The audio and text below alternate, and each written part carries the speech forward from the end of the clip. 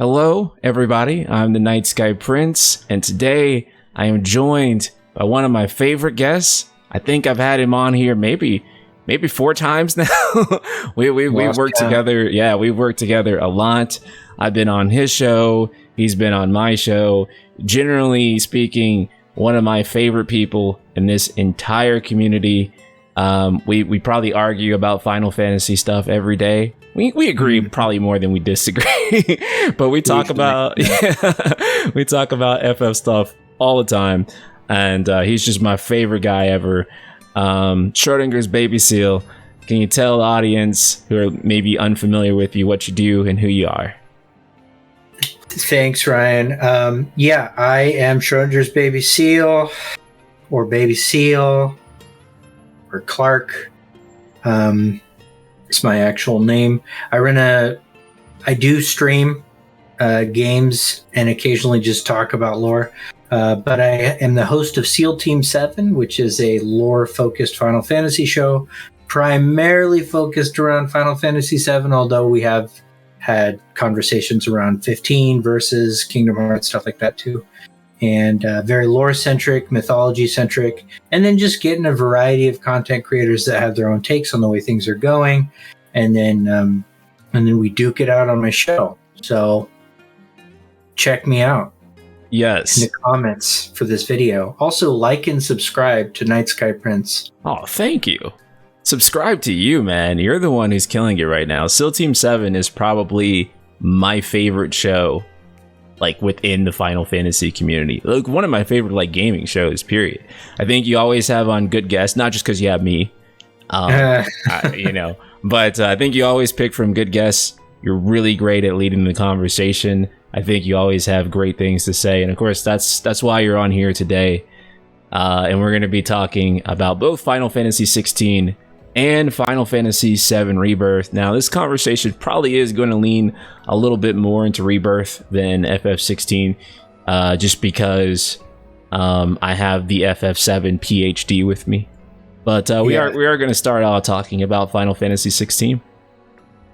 So, actually, chat does make a good point. JN34. I do actually would like to touch on that with you first, is that Final Fantasy X, or 10 series, has reached nearly 21 million in sales. That's right. And the shocking number is the amount that the remaster sold. Yeah. Which it's so ridiculous. I want to say that between 10 and 10.2, they were saying something like it was like 14 million sold, and then I think the remaster added like another 6 million units onto that, which is just insane. So I think this increases the likelihood of us seeing Final Fantasy 10.3. 10.3. Do you want to see 10.3? I mean, I can't think of a more tall order than to make a 10.3 that doesn't just disregard 2 and 2.5. Like it seems really hard. Like I'd rather see a 10.0, which was a concept. But there was another thing about the 10 announcement that I feel like nobody really made a big deal out of. Like the sales, it's great. I mean, I bought a PS2 for it. Makes sense.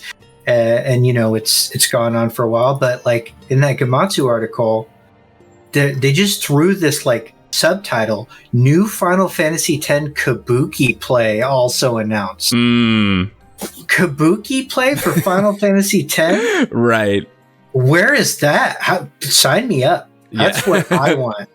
I want the Kabuki play for Final Fantasy X. I can't imagine an art form more at odds with Final Fantasy X than Kabuki plays, which is why I'm sure it'll be great. I mean, 10.2, absolutely. 10, there's that tone shift. Realistically, I mean, it's a beloved series. The remasters are great to play.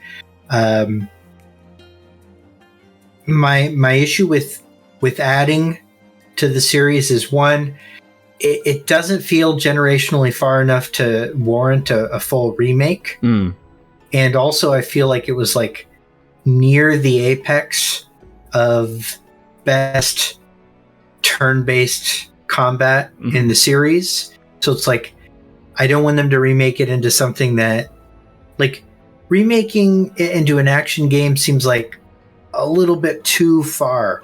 Like with 7 remake, it worked really well, and Right. there's Nomura involved. It worked. But Right. 10 with that battle system, it would cut away the identity a little bit too much, in my opinion.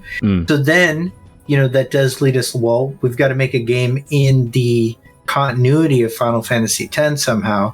And unless they are like a generation later, I just, or like we're talking about elder versions of the characters, like I need as much distance from the 2 Nojima novels as possible. As much as I love Nojima, like, I can't imagine that being good unless they did the prequel thing, which might be good. Right. And that's the weird thing too, right? Is that it's kind of easy to imagine Final Fantasy VII being turned into an action game, because to me, the abstraction from FF7, it's always been easy to imagine Cloud moving around in the way that he does in something like Advent Children or Remake, right? I guess that abstraction was always there for me. But imagining Final Fantasy X's combat in an action game is very difficult and very weird. Yeah. And we just haven't seen it before outside anything other than like maybe Dissidia. So we don't even really have anything to reference that, like, like that's how Wako would move in combat. Someone in chat said Lulu in an action combat system feels wrong. Yeah, it would be really weird. That wouldn't work to me. So I would want 10 to stay with its original battle system if they were to remake 10 or to do like a 10-3 or anything like that. But let's be honest, that's not going to happen. They're going to want to modernize it. 10's combat is probably my favorite in the series, other than maybe 7 remakes, which I also think is right there in terms of like best combat in the whole series. But they're going to have to modernize it, and I just feel like... And I don't see, and we'll probably get into this a little bit with the questions, but I don't see a mainline title of Final Fantasy, and a 10 remake or a 10 sequel would absolutely be a mainline title. Going back to even a remotely turn-based style of combat. I mean, 16 would have to flop so hard, and I don't think it will. Yeah. So. Yeah. So let's actually talk about that. Yeah. It wasn't on the outline necessarily, but Yoshi P had made a comment recently where he had talked about action battle systems and appealing to a younger audience. What do you think about that, by the way? Do you think that Final Fantasy kind of needs action combat in order to grow? I don't personally feel that action combat is like a guarantee for success, or it's that there aren't turn-based games that, I mean, the best-selling games are Pokemon, and people will always resonate with turn-based games to some extent. I think that the reason that it matches the direction Final Fantasy is going in currently more has to do with like the overall collective creative vision of the entire team, like all of the CBUs that are involved in Final Fantasies at this point. Just, it seems like they creatively function the best now in a more action-based thing. And so in order for that staff, like the current soul of Final Fantasy, to develop and grow their Final Fantasy, they're probably going to have to keep leaning into action-based stuff. Now, that being said, when he's talking about younger audience, it's like I don't think he's talking about kids. Yeah. Like, I think he's talking about young adults. And I think he's almost talking to old Final Fantasy fans, like people in their, 30 plus demographic. Would theoretically be my demographic, but I'm young at heart and I like action games. But I think that's who he's talking about really when he mentioned that. Because, like I know immediately people just tried to turn his words against him and say that, hey, you said that you are making this game for a younger audience or trying to push Final Fantasy back into relevance for younger people, but then you made this game M-rated. Like, what are you trying to do? Pervert our kids? And I think you can get the truth by just, finding the overlap in those two comments. And it's really, it's meant for the, the same demographic that watches, our videos, like the, 18 to 20, 18 to 30 type, Right. And that's kind of been the issue with Final Fantasy is that it is not growing with the 18 to 24 audience in particular. And I've noticed that even personally with like my own videos, where like the smallest demographic that we have is that audience. And if you actually go into the interviews and read like what Yoshida's saying, he kind of talks about how a lot of people, especially because of how long Final Fantasy releases are, you can go through your whole high school career and not have a mainline Final Fantasy title launch, right? So you don't have any nostalgic feelings toward the Final Fantasy series as you would, or say as we would, right? Where when we were growing up, a new Final Fantasy mainline title was coming out every 2 or 3 years, and sometimes even less than that. Sometimes it was coming out like in like a yearly fashion, right? Like where 9 and 10 and 11 came out like, year on year on year. And they don't have that anymore, where the younger audience is growing up with Final Fantasy in the same way. If I try to talk to my nephew, he's around 12, I want to say. If I try to talk to him about Final Fantasy, he reacts to me like, that's like an old man's video game. That's kind of like his mentality with it, right? So it's kind of like there is that issue where it is not appealing in quite the same way to a younger audience as it did to us. And I think there are some reasons for that too. I think that there's been JRPGs that have come out that are resonating with that younger audience more. Like if you look at Nier or Persona, and in fact, even on my own videos, when I look at the analytics for like a Nier or a Persona video I put out, the 18 to 24 audience will be something like 30 or 40%. And then I put out like a Final Fantasy video and it'll be something like 9 or 10% of 18 to 24 year olds. And then it'll be like this huge chunk of a bar that's like 25 to like 30 something. And that'll be like 55%. And then like 40 to 50 will be like another percentage. But then other than that, it'll mostly be those demographics. And like 18 to 24 is like this giant void. Yeah. So maybe 16 can do that. While we're talking about action games, you're very good at action games. I've seen you play them. You're a god at action games. Do not lie and tell this audience you are not.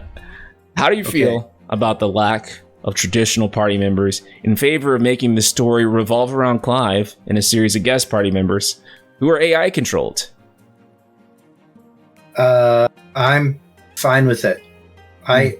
With everything, it's sort of like you need to play it to really know.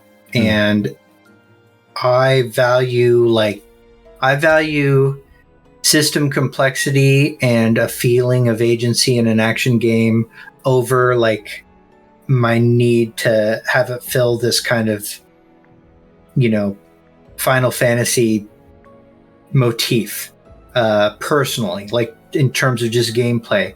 I'm not going to invalidate anybody's complaints about the subject, though, because I can certainly see that being something that people really like about Final Fantasy is having party members that you can control, and having a variety of choices and who you get to role play as. And this is a Japanese role playing game, and there's always going to be a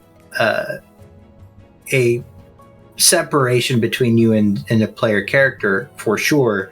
And so, that being said, if the game adequately connects me to Clive and tells me like a really, really compelling story that hits all the other beats, I think it'll, in my mind, overpower my disappointment with being detached from that system. Because there's no, we always talk about what is Final Fantasy, and there's such a huge, vague answer, because there's so many boxes to check, and no one title checks all the boxes. And so, I can't even really say which one of the boxes that I need to check for it to be a good Final Fantasy anymore, because I've had all of my, expectations uprooted by, the next title, which will say, well, I didn't really need that. And so,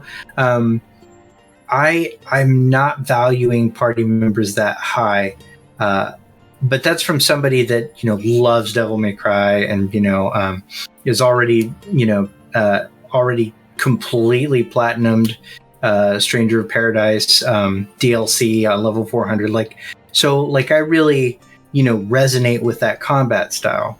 So, it's very, very low on my list of priorities.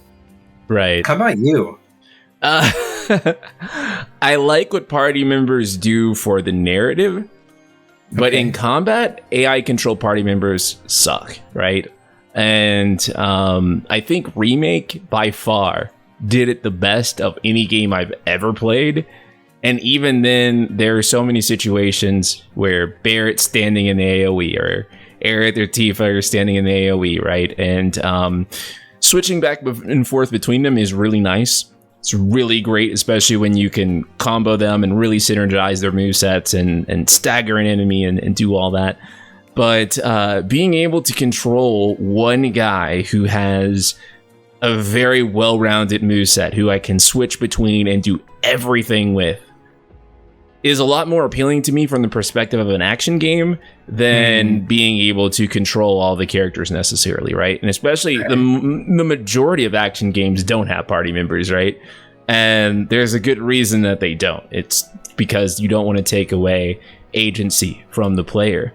Because typically, there's two ways in which you can approach designing an action game. Or party members in an action game, sorry. The first way is that you make the party members really stupid. And you do that so that they don't take away agency from the player, right? But then you have to carry them. And then you have to do all these other things to make sure that the AI that's kind of made to be stupid is basically being carried in combat. So you're constantly healing them, constantly rezzing them, getting rid of debuffs, they're standing in the AoE, but that doesn't nerf difficulty, because the other option is that you make them intelligent. And you make them really intelligent, then the issue becomes that combat has been dumbed down. And then what's the point of you being there, right? And the struggle is how do you make them at this mid-level where they're not too smart, but they're not stupid either. And it's a huge challenge to make party members that feel like they are the right intelligence, right? And some people would say, oh, well, there's something like the Gambit system, right? And the Gambit system works in something like Final Fantasy 12, right? It doesn't work in an action game because having something like the Gambit system in an action game would trivialize the entire game. Right. for the most part, right? Like if I could set a gambit for a character to heal me specifically on a very specific if statement, which is the way the gambit system works, you would trivialize an action game, right? So a lot of people have been saying, oh, well, they should just bring back the gambit system and that would work well. Gambit system worked well for Final Fantasy 12 and what FF12's combat was, but for an action game, it more than likely trivialize the action game system. So, right now, that being said, you know, and I know that there's help from the Kingdom Hearts team, but like, let's not act like the whole Kingdom Hearts team is involved with this. We're talking about the Devil May Cry combat lead. And I can't imagine him having party members be this thing that are just useless in the background. So I'm going to be a wait and see on how they implement party members. Remake worked by foregoing the problem. I mean, if you ever try and play the game as just one character, you're actually going to have a bad time because they don't do anything other than mindlessly attack or block every now and then. You have to switch to them in order to do stuff. So you are actively controlling all players or you're not doing it. And in hard mode, it becomes like an essential element to the game is controlling others. So but then you look at something like Kingdom Hearts where you get super mad at your party members for, you know, not healing you in time, but they do occasionally do that stuff, you know, and so, finding a balance is something that I kind of have faith in the team to do. You know, because it's not like the AI issue is that we don't have the AI technology to make them good. It's just, it hasn't been done yet. It's something that hasn't really, I'm trying to rack my brain for, you know, good. I've been playing Strangers of Paradise, and that's a terrible example. Those party members are useless. But, you know, we're looking at a real different team with a real different kind of action flow, I think. And it also does seem like it's going to be like not a major part of the game. It feels like most of this game that we've seen so far is really just following Clive. And I think part of the reason that we don't have traditional party members on this is because of what they want to do with telling Clive's story, right?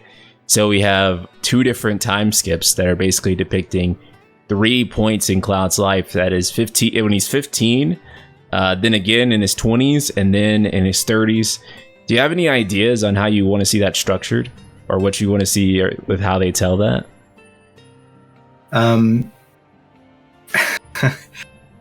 The way that it sounds like they're doing it is that they're allowing you to sort of explore open areas and do like a Witcher style board to cover the lore of each time skip, right? And I really hope that at least in your first playthrough, you can't go backwards in time to re-experience, you know, like you can't do quests from when you're 15 while you're 30, you know, like I want there to be like a feeling of finality as you phase into each new world, you know, each new, you know, from the world of everybody's happy and Clive has a happy family to, you know, him being, you know, enlisted to maybe him being, you know, in this sort of world of ruin, child of fate sort of thing that he's in. I want there to be a hard line between those skips. And I personally hope that, I think what a lot of Final Fantasies try and structure themselves to do is have, you know, the final act of the game, you know, have this point of no return. But before that, you're in this seemingly open environment where you can do all of the stuff before it's time to go. And the the game that did that so horrendously that I still get mad thinking about it is 15. 15 was so horrendous with the way that it did it. So I'm hoping that with pacing here, what they do is they really even out each segment of his life so that there's a lot to explore in each one. But if you get bored, you can move on, you know. I'm not that kind of guy. I'm not going to get bored. I'm going to do all the stuff, but I like the idea of being able to explore heavily in each of the phases of his life. Yeah. You know, so that you're rewarded with lore, so that, you know, the final thing hits well. Yeah, that's kind of where I'm at with that. Yeah, I'm about at the same place as you with that. The thing is that I don't want them to try to chapter gate too much side content with these two. Like, basically, I do want them to, like you said, to like not be able to like go back, right, and do stuff. And that you should be, because the theme of the game is essentially like, you know, kind of like the pains of growing up, right? And I feel like you shouldn't be able to go back and do that, but I don't want them to stuff too much side content in those 15s and 20s. And then it'd be like, oh, well, if you don't do that side content right now, then you could never, ever go back and do that side content. So actually, I kind of hope that they save the top, like the main meat of the side content for his 30s, where there's some finality to it and you go there and you're in his 30s. I also hope that the 15 and 20-year-old time skips, I hope that they are front loaded, basically. So I hope that's the introduction of the game. So I kind of want, like, let's suppose that this is a 40-hour game. I kind of want the first 4 hours to be him at 15, and then the next 4 hours to be him at 20, and then the subsequent 32 hours to be, okay, now he's a grown man, and this is the rest of the story. This is like the main course. That's how I would prefer to see it, given that we're looking at like a 40-hour game. So I hope that it's front loaded, because I would hate for it to be like, you know, here's 10 hours of him at 15, here's, you know, 15 hours of him at 20, and then like I don't know, here's like 5 hours of him at 30, right? Because I feel like that was also a missed opportunity with Final Fantasy 15, where you got maybe like grand total of an hour, and even that is rounding up. Before Royal Edition came out, it was really more like you got 40 minutes of Noctis at 30. And that was it, right? And it feels very Final Fantasy to do it that way, right? You just, you know, you make it to the end and then you can do all your side stuff, and then you do the final act. You know, you go into Disc 4 and fight Ultimecia or whatever. And I think there's a value in doing that, and it would connect it to the greater series, and, you know, as many connections as possible to the core Final Fantasy experience is probably in the best interest, given the kind of feeling around this game. You know, a lot of that's like maybe the main complaint is that it feels very disconnected from Final Fantasy somehow, which I don't really see, but, you know, I get where people are coming from. But to me, I think something that Remake did that maybe not everybody liked is it instead encouraged a replay. I really like the New Game Plus way of getting all your content, and so I do hope that there's a sort of a New Game Plus concept where your second round through the game you can unlock more content, maybe get more story content and lore. I would like that. But, you know, there's complaints about that, like, oh, I have to play twice just to do it, and I kind of like that. I like when there's a mechanic in place that, especially with something that's so deep with lore as a Final Fantasy game, especially with the writing crew. I mean, like, the amount of little Easter eggs and little things that are naturally going to be experienced a lot different on a second playthrough with the context of the future in mind, or with the comfort with the combat system, so you're not stressing out over beating it, stuff like that. I think that's a really good way to structure games like this, personally. But again, this is coming from a Soulsborne guy who's like 11 plus playthroughs of Elden Ring. So coming from a Giga Chad, that's all I hear. So before we skip over to Rebirth, one more 16 question. Now, according to the certain demographic of Final Fantasy fans, they're not really feeling the excitement for Final Fantasy 16 so far. I think I feel it. I know you feel it. But there's a lot of people out there that look at the game and they aren't really seeing it, I guess, so far.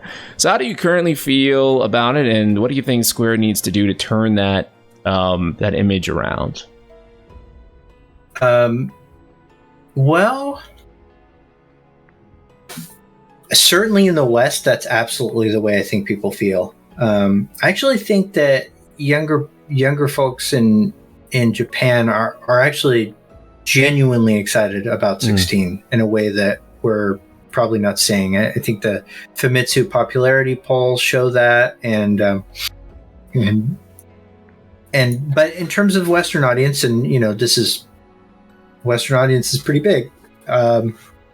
I see it as well. I'm aware. I'm in the fan base enough to know that there's this shift in tone, particularly, that people just can't wrap their heads around, because it's darker, and it does feel darker. Like, there's not an ounce of Final Fantasy 16 that doesn't feel darker overall than the rest of the mainline titles. That being said, until we see the whole thing, we don't really know what the tone is. The other thing is that it feels like, a lot of people have said that it feels like more of a Witcher clone, or that it's got, it's attaching itself to this other vibe or other genre that separates it so far from Final Fantasy that it's no longer its own thing, but it's this other thing that already exists, has been done well. But like, why should it be that when it's already what it is? And as somebody that really likes both genres, I too am a little concerned about that. Like, I do want you to be able to sit down and play Final Fantasy 16 and play The Witcher 3 and say, hey, these are both fantastic games, but I know which one is Final Fantasy, and it's not just because of the chocobos and the summons. It's not just because of the same mythological templates that we know of from Final Fantasy. There's a certain je ne sais quoi, like that feeling, Jonah's been talking about it in chat, that you get from Final Fantasy that I can't think of a single Final Fantasy that I haven't been able to pull that from. And that includes Stranger of Paradise, which, I think you and I feel very similar about.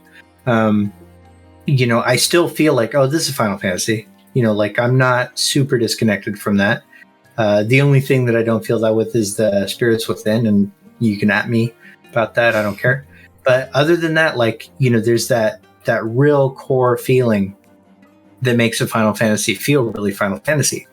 And so I do want them to keep that. But at this point, what I have that maybe somebody who's an outsider of the series or that hasn't played a lot of 14 is like a real strong faith in CBU 3 to like competently connect literally everything they touch to Final Fantasy, because all of Final Fantasy 14 is this beautifully structured love letter to Final Fantasy. So for me, who has reasonably observed Final Fantasy 14, to suggest that team is going to make a Final Fantasy game and not thematically understand what it means to be a Final Fantasy would be foolish of me. So I'm not going to do that. Right. Fully agree. I suppose my answer to that same question would be, I think that people will come around just as they see more of the game. I think the Dominance trailer kind of made a misstep in what it showed. They very much focused on the kaiju fights and some of the other stuff, but I think as people see more of Clive's character, because I think you have to sell Clive in order to sell this game, and I don't think that they've really sold Clive yet really hard. So I think they need to focus on selling Clive, and I think that when Final Fantasy fans can see some of these side characters and really attach themselves to some of these side characters too, that they're going to feel pretty strongly about that. We've seen some characters that I think can actually be really interesting, like Benedicta Harmon, which the vibe I get from her is going to be like basically like a Final Fantasy heroine, like that we've never seen before. That's very much the type of vibe that I get from her. I think she's going to be a really interesting character for the series, because I can't even think of a character that really gives me quite the same vibe that her character gives me, both from reading the story, like the synopsis of her character, and from just like watching her in the trailers and how she speaks. So she seems really interesting. I'm curious to see how characters like Jill and Joshua will come into play, but ultimately I think what really brings Final Fantasy fans in is the characters. So I think as people are able to kind of like latch on to the characters more than anything, I think that is when people are going to like really be more open-minded toward the game. That, and I think when they show some actual like exploration, right? Because I think that's the thing that Final Fantasy hasn't done right in a really long time. And I mean a really long time, right? Because we talk about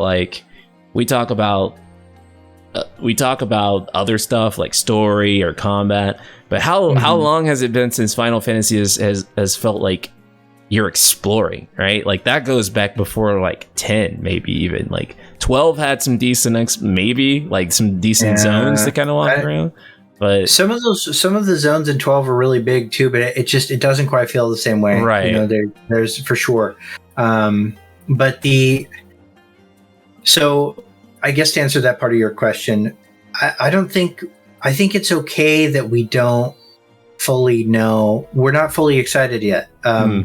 We're in particular, like the West is a little bit bad with attention span, and there is this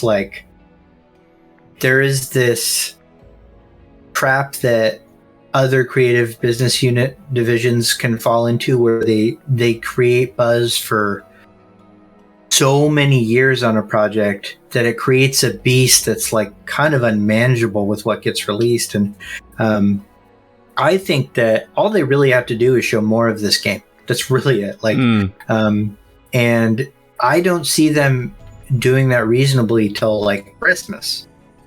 Right. Till, yeah, like maybe even like the first of the year. I mean, I think we might see another. I'm not saying we won't see another trailer at TGS. We probably will, but I think it'll be more like in these segmented pieces of information.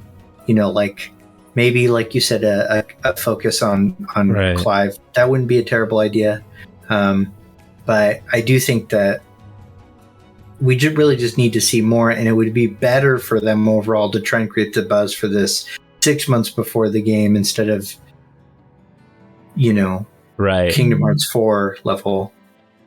And if you think about it too, this is the least amount of about a Final Fantasy game that we've known this close to release. Like a year out from the game being released, like that's when we've already gotten like a ton of information, right?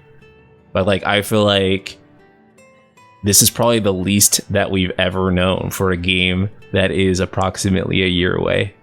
Yeah. So that's crazy. That's good. I think that's good. Yeah. If you look at other titles, that, are sort of poised, particularly West, to like absolutely demolish it. I mean, like God of War is probably going to, top out the sales for PlayStation single titles pretty easily. And we had like a title sequence. We had like a picture of the logo for Ragnarok. And that's like all we had until like March. And the game's coming out in November November. So, that's a really solid way to do things, is to create buzz slow, and then that way there's not this huge disconnect between what's promised and what's delivered. So I think a lot of companies are starting to move in that direction. Yeah. Doesn't let people make up in their head what the game's supposed to be either, right? Because they have less time to do that. But now we are going to talk about Final Fantasy VII Rebirth. Oh, my guy. So we've had a pretty recent string of interviews recently with both Nomura and Kitase. Multiple times. And in multiple ways, they have iterated that Final Fantasy VII Remake is not deviating too far from the original game. One of the words or terms that they used was adhering to the crux of the OG. Right. And it seems like they've been even more adamant about it recently than they have been before, because they've said it before, but like in like the past interview with 4Gamer and Famitsu, they kind of reiterated it in almost every single question that they responded to, which was pretty fascinating.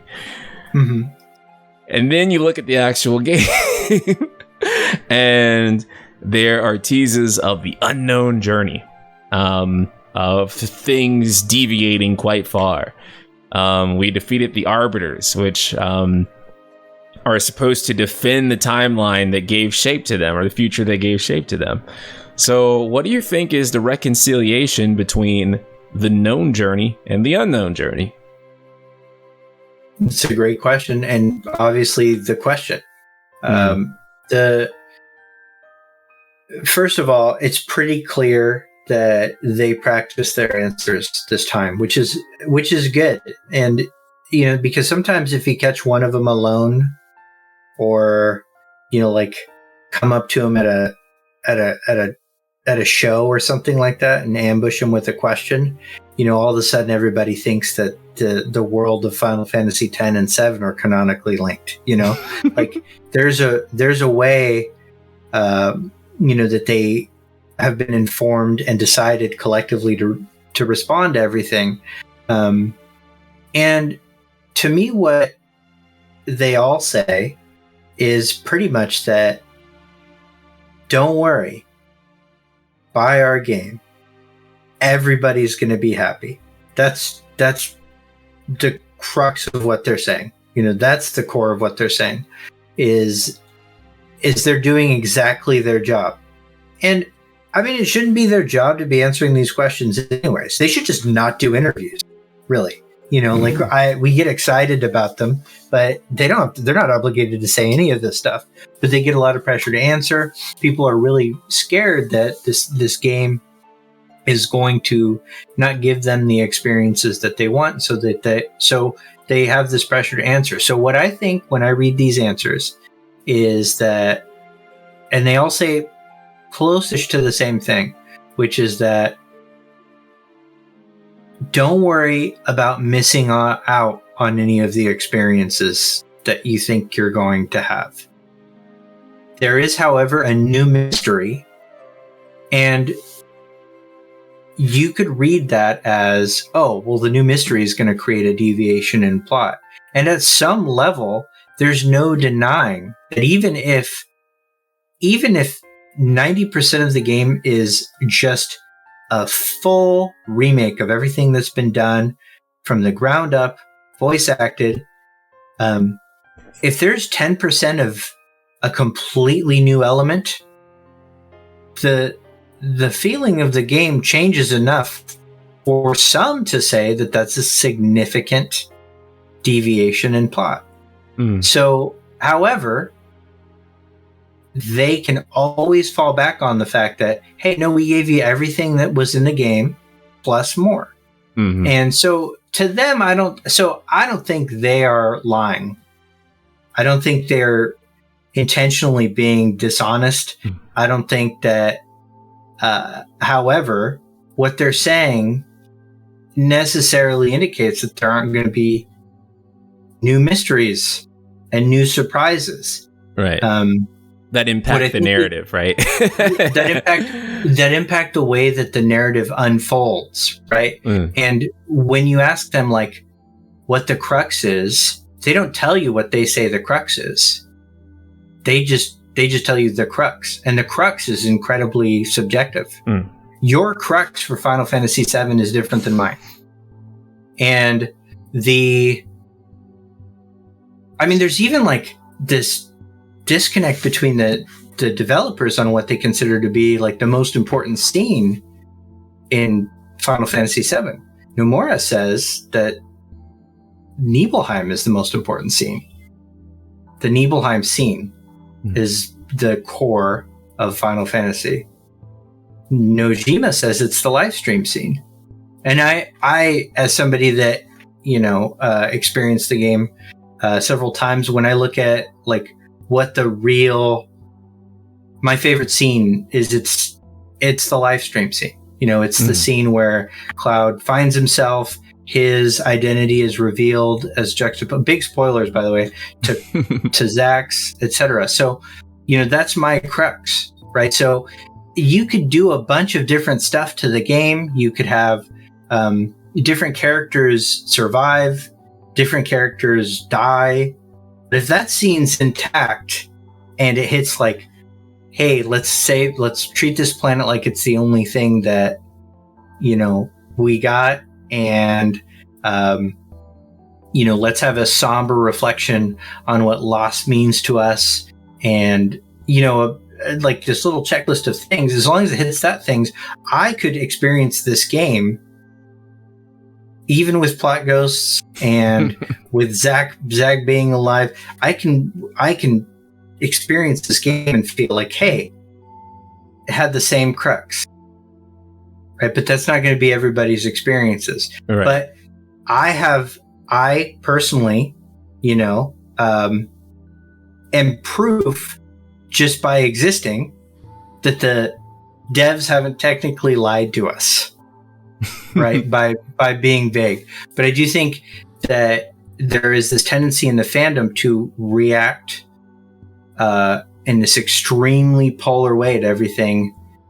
They apply this false dichotomy to dev statements, which is that, well, they said nothing is changing, so I don't know why you think Zack is alive, or that because there's whisper ghosts and the stamp bag, and Marlene has powers, and and because if that's the red herring as opposed to Cloud's identity, if the red herring is a bunch of extra stuff they added, that is a different subversion. And subversion of Final Fantasy VII is part of its crux. Right. So if they change the subversion, that crux is different too. So there's people that are responding that the devs, if anything is different, if any character's fate is changed, the devs are lying. But then there's this other side that says, oh, well, it's all going to be exactly the same in the end. This is all just nonsense, and it feels like that's not what they're saying. They're saying something which is, just wait, everybody's going to get what they want. And I hope you believe us. Yeah. That's more what it feels like to me too. And I'm glad that you actually touched on, like the context of those mysteries being changed too. For a lot of people, that is, the crux, right? And the crux is really subjective. You ask what one person, they even have like the little hashtag on Twitter right now, like, what does Final Fantasy VII mean to me? And I'm sure you ask every single person that you're going to get a different answer on which one of those themes touch them more than the other ones, right? So I think that when they respond to that question and saying that they're going to adhere to the crux of the original, I think that they are adhering to their collective idea of what they believe the original meant to them. Right. And I think that's what it means. But it doesn't necessarily mean that this game is going to go down the same way the original did, because I don't think you introduce something like the Arbiters of Fate for the purpose of everything going the exact same. I just can't imagine teasing the mysteries with Zack, teasing the mysteries with Stamp, and those being things that they're just adding in there, just for something to shake up the old timers, just to make sure that all the boomers are awake when they're playing the game. It's very hard to imagine those things just being there for that purpose, right? And a lot of people, I guess, are looking at it like a cake, right? Like the new stuff is the icing, and then the original plot is like the actual cake, right? And it's just like, hey, if you don't like the icing, you just scrape it off and still have the cake. And it's very difficult for me to imagine that a lot of these mysteries are introduced for the purpose of being something that's superficial, right? Because a lot of people talk about the mysteries as if they're not going to coalesce or interfere with the main story. Like they will be some type of separate layer on, right? So I don't think that's possible, right? I think that these mysteries are here to fundamentally weave into the narrative of the original game, right? And to create something that is not entirely different, but will be notably different and will have its own set of mysteries and its own set of resolutions ultimately, right? So yeah, that's what's hard for me to wrap my head around when it comes to some of the thinking that I've heard among the fans about this idea that they say it almost like they're just introducing new mysteries for the boomers. Like new mysteries is something that you could just select off the menu and be like, I'm gonna open up the new mysteries chapter, and that's like something else that they just added in for. I'm like, if you look at the first game, right, that's still not even true, right? Like the arbiters were something that were ever present throughout the entirety of the game, and by the end of the game, they make an impact that we don't fully know the extent of quite yet, right? But clearly it is set up so that the story is going to play out in a way that is not necessarily fundamentally different, but will have a different context to it. Is definitely going to explore things that we haven't explored yet, and is going to touch on things that we haven't yet. And quite frankly, a lot of those mysteries will add up probably to different fates for certain characters. Like I don't think that every character will necessarily end up like they did in the OG. I mean, we've already seen that, Biggs, for example, confirmed did not end up where he ended up in OG, right? Unless he ends up dying in part 2 or 3, but I find that hard to imagine too. So I don't know. Sure. Yeah. I mean, those are all things to consider. Somebody did bring up that it was actually Kato that wrote the live stream scene. Kato actually just did most of the event planning for that. Masato Kato from Chrono Cross. But he did the event planning. And something to note about that scene too is it was originally going to be a lot longer. The actual structure of Cloud's, we'll call it subversion, like the gaslighting about his real identity. That did come directly from Nojima. That was his little baby, for sure. Just wanted to clarify that because they didn't want to not give credit to Chrono Cross director, because Chrono Cross is great. Awesome. They've described the nature of Cloud and Zack's relationship being different in the Rebirth trailer. And it's even been stated that was really the purpose of showing them in the Rebirth trailers, to kind of give the players a feel that something's going to be different there. In what way do you think the nature of their relationship is going to change? Or if you think that the portrayal, I should say, will change? Well, so, a lot of people think that they will stay completely separate through the entirety of Rebirth and its sequel. I do not think that's entirely true. I don't think that they will connect so early that the big reveal from Cloud's perspective shifts, right? I think that whatever mechanic Zack and Cloud will eventually interact through, whether it be, he steps out of the live stream through live stream magnet, or he just catches up to them because they're in the same continuity. I don't see that happening early. I think that'll happen either near the Northern Crater or the Temple of the Ancients, or after, personally. And so, do I think it will actually change the nature of their relationship? Well, yeah, I mean, no matter what,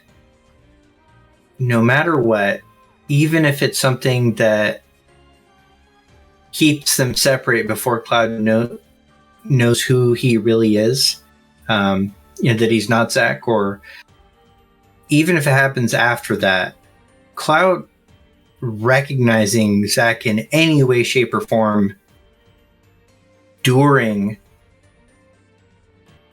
the game is a big change. And it sounds like in the trailer he's speaking to like a recollection of Zack, or he's speaking to himself about something that he sees that reminds him of Zack. So he's consciously aware that Zack exists. And we get a little bit of a clue about this in the Materials Ultimania Plus. It actually says that he thinks to himself, what would Zack do in regards to his confidence in the dancing scene in the Honeybee Inn? So, like, there's an acknowledgement that Zack is part of Cloud's conscious memory. Like, he's aware Zack exists. Now, in the OG, we don't get any of that. Like, it's just like he completely short circuits out any memory or recollection of Zack, and we don't get that reveal until after. I think we're going to see, at very least, we're going to see things where Cloud has conscious recollection of the fact that Zack exists. And I think that where we'll see that first is Junon. I think there's a line in the trailer where he says, "You were here 5 years ago." And I think a lot of people think that that's Nibelheim, like they're going to go to Nibelheim, see that. But the timing actually doesn't line up. 5 years ago, the first place that he sees something where he might remember Zack, or something involving Zack, might be in Junon. That's exactly 5 years before. Oh, man. Yeah. So I think there's going to be little, hints and teases, and then whatever's happening with Zack, like, the players following Zack somehow, wherever he is located. There will be obviously like a level of separation. But at the end, I think the thing that will drive the mystery for part 3 will be Zack's reveal. Like, how Zack interacts concretely with the rest of us. Like, that's going to be the thing that we're going to be like, what the f-? Be making theory videos and talking nonstop on forums and stuff like that between 2 and 3. I think Zack is still going to be like the big narrative mystery. Right. Right. And that's kind of the thing too, right? Is that a lot of people think they're going to get answers with this next game. But with Rebirth, that is. But I don't think Rebirth can't give all the answers, right? No, it's got to give enough. Right. It's got to give enough. It's got to which give, I think right, it will. Yeah. Right. And the answers that it does give have to not necessarily answer all of your questions either, right? The answers have to further drive the mystery in a way. Right. In the way that they're delivered. So the answers that Rebirth gives you have to make you even more insane than you are right now. They have to like drive you out, like even further off the deep end, right? Because you can't just get the answers and then, because then what's the third game, right? The third game's nothing. Third game is just the final fight. That's boring, and the ending, and no one wants to see that, right? You have to continue to build the mystery all the way up until that final point. That's the way these types of mystery box narratives tend to work. So I don't think that we're gonna get like all the answers with Zack either right now, because if they do give all the answers with Zack in Rebirth, then there's just it basically would lessen the mystery for what's going to happen in part 3, and they have to keep that mystery really high, because that is how mystery box storytelling works. And they're probably going to introduce some other mysteries too, or layer on, right? So the more information you know, you're probably going to realize that there's actually a whole bunch of information that you actually don't know, right? Yes and no. And I think though that all the mysteries that have been introduced so far necessarily connect to each other. Like, I think the reason that we've got an enhanced threat is to justify what's happening with Zack, right? So I think the reason that we have this time-traveling Sephiroth from the future, theoretically, allegedly, the one that's got the longer hair that seems like he might be from the future and know more things, that Sephiroth is representing a darker, deeper threat. What are the chances that the other mysteries that have been created in this game are going to go in their own completely unrelated direction? That's too rough. Like, especially if they're going to, traverse as much space in this game as they're hoping to traverse. Those narrative mysteries that layer on top need to be connected to each other enough. They can't just be branches that have their own resolution. So I think very much the answer to why is there this elevated threat from Sephiroth and why is there time ghosts is necessarily related to this new can of worms they opened with Zack. Like, the fact that the idea that they wouldn't be related is just, it's creating more narrative mess. So, and things like, why can certain people see the whispers and why not?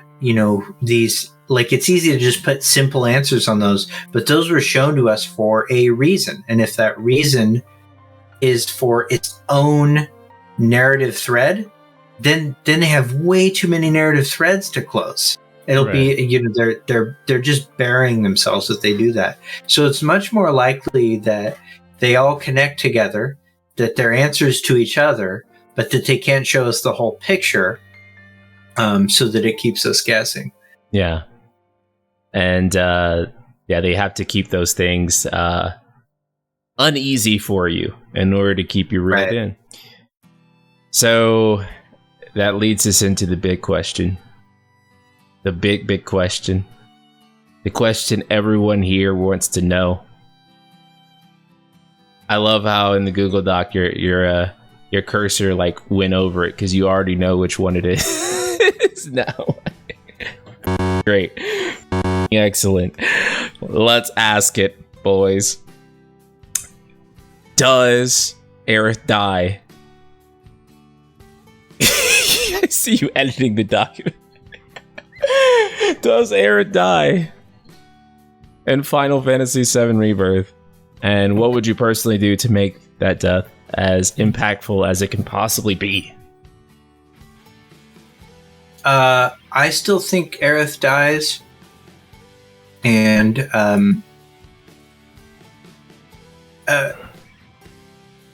partially because I think it's the most, it's a little bit too sacred.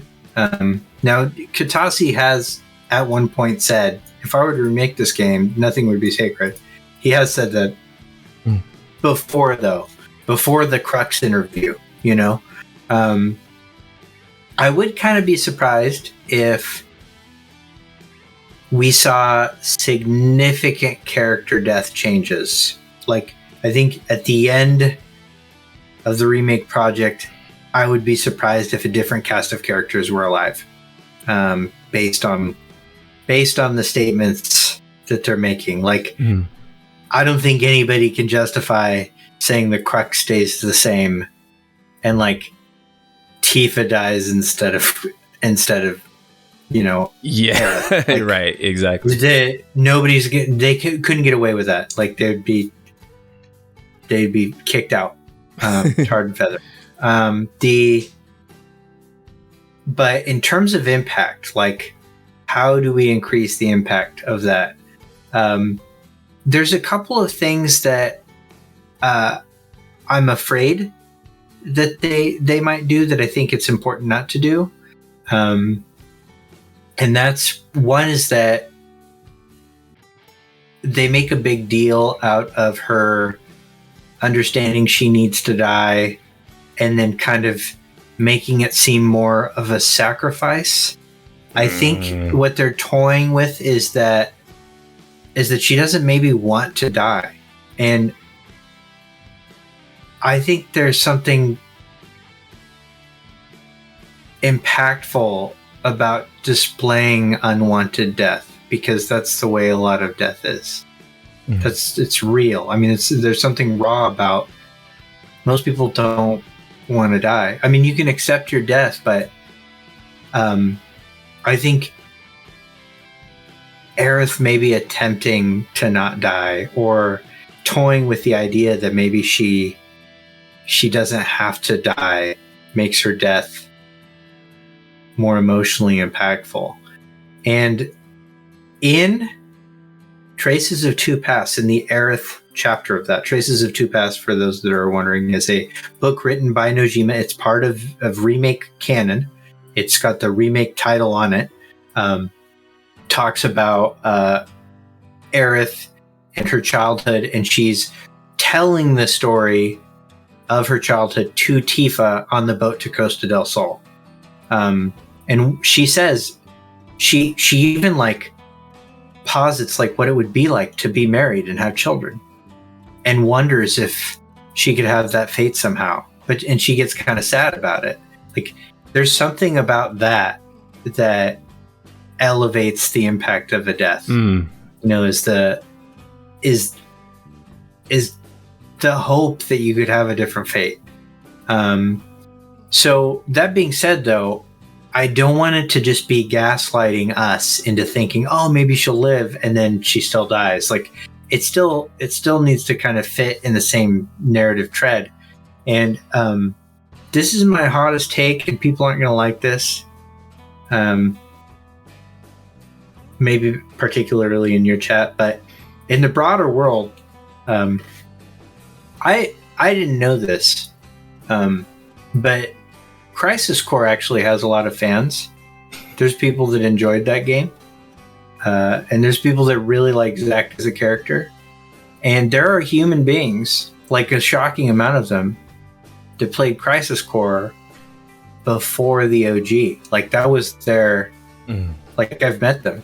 And there's a lot of people that are like real active currently in the fandom, and like probably like if you go out into the, you know, the streets of Shibuya, like you'll find these people like where like their connection to the Final Fantasy VII experience really involves Zack a lot.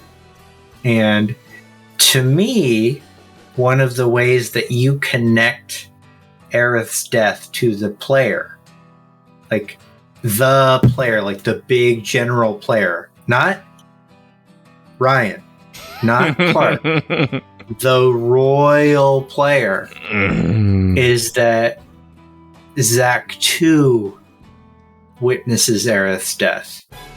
He said it. He said it.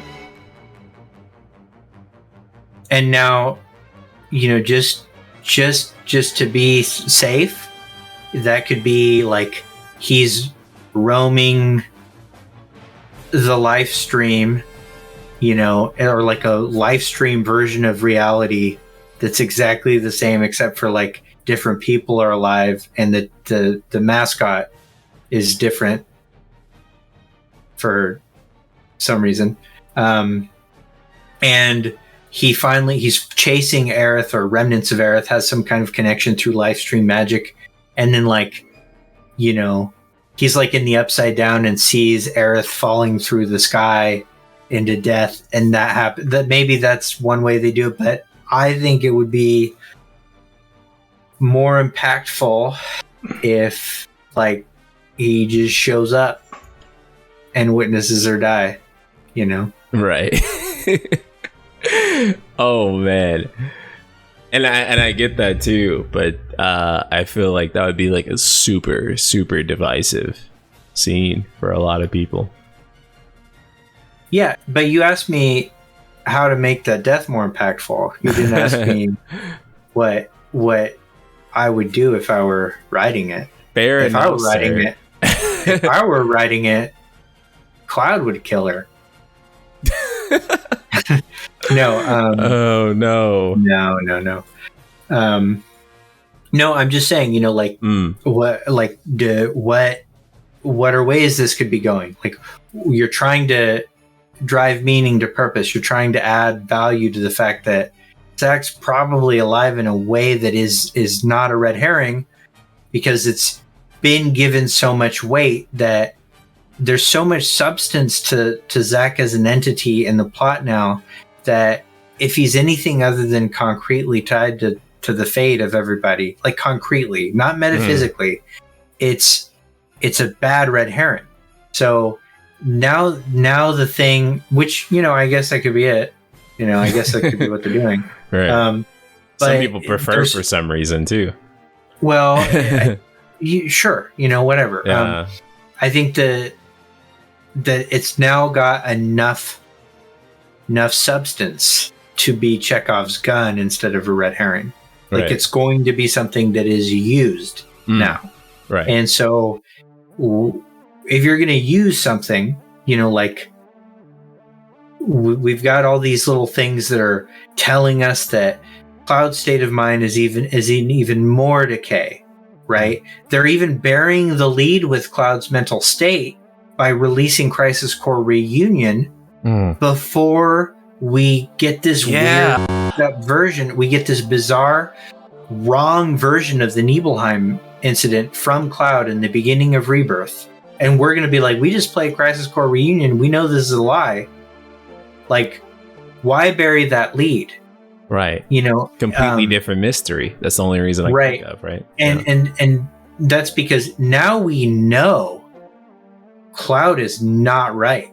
Like, and we've had little bits saying that Cloud's not as right as he was in the first installment of Remake.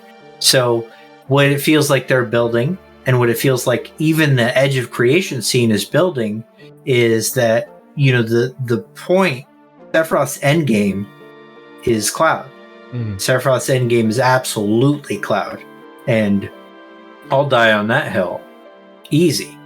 The corruption of Cloud has a bunch of narrative strength to it. Like, there's the Chadley scene at the end of Top Secrets where essentially what Chadley says about Cloud is that he has infinite potential, and his infinite potential was so strong that it helped him break the chains of his destiny, basically his programming. He was able to break, big spoiler, was controlled by Hojo, and he broke free of Hojo because of Cloud's infinite potential.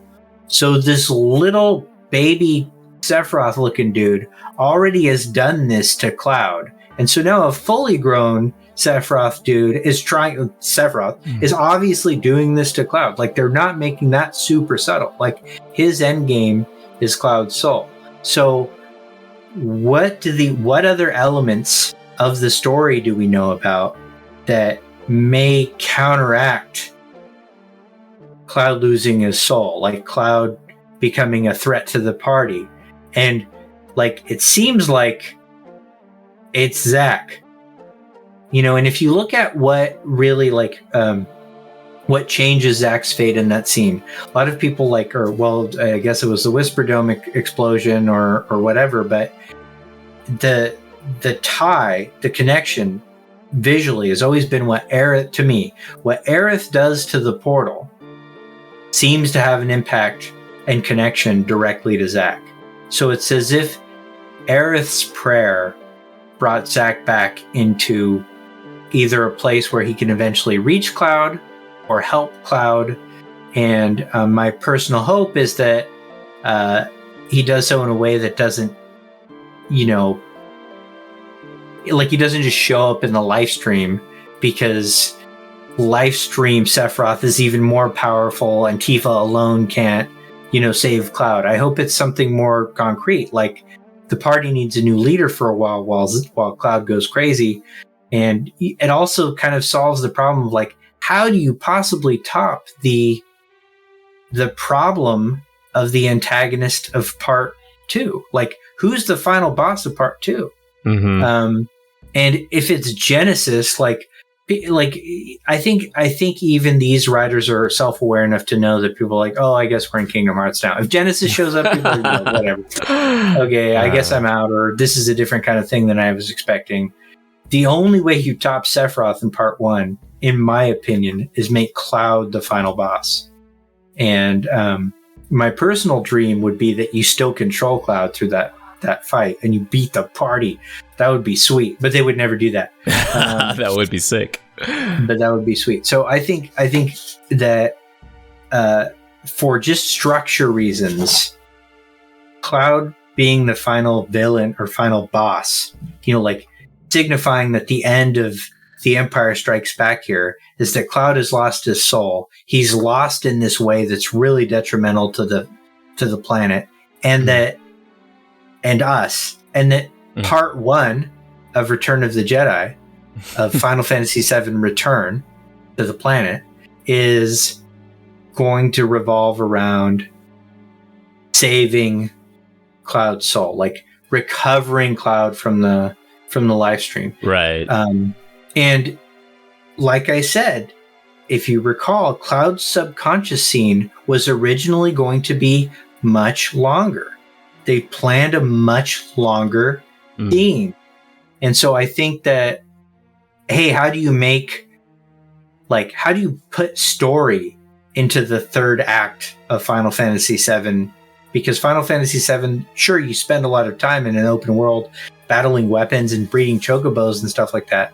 But like, it's a little bit story deficient, if you just look at the third disc. Right. So bolstering up that, that journey to save Cloud, I think is the direction that they're ultimately going. And I think it'll probably be done in a concrete way that will wrestle some jimmies, and I have a bunch of reasons to believe that. But maybe they find some way to do that completely in the live stream or through metaphysical nonsense, which will upset another group of people. So they are they're doing something divisive with this, no matter what. Right.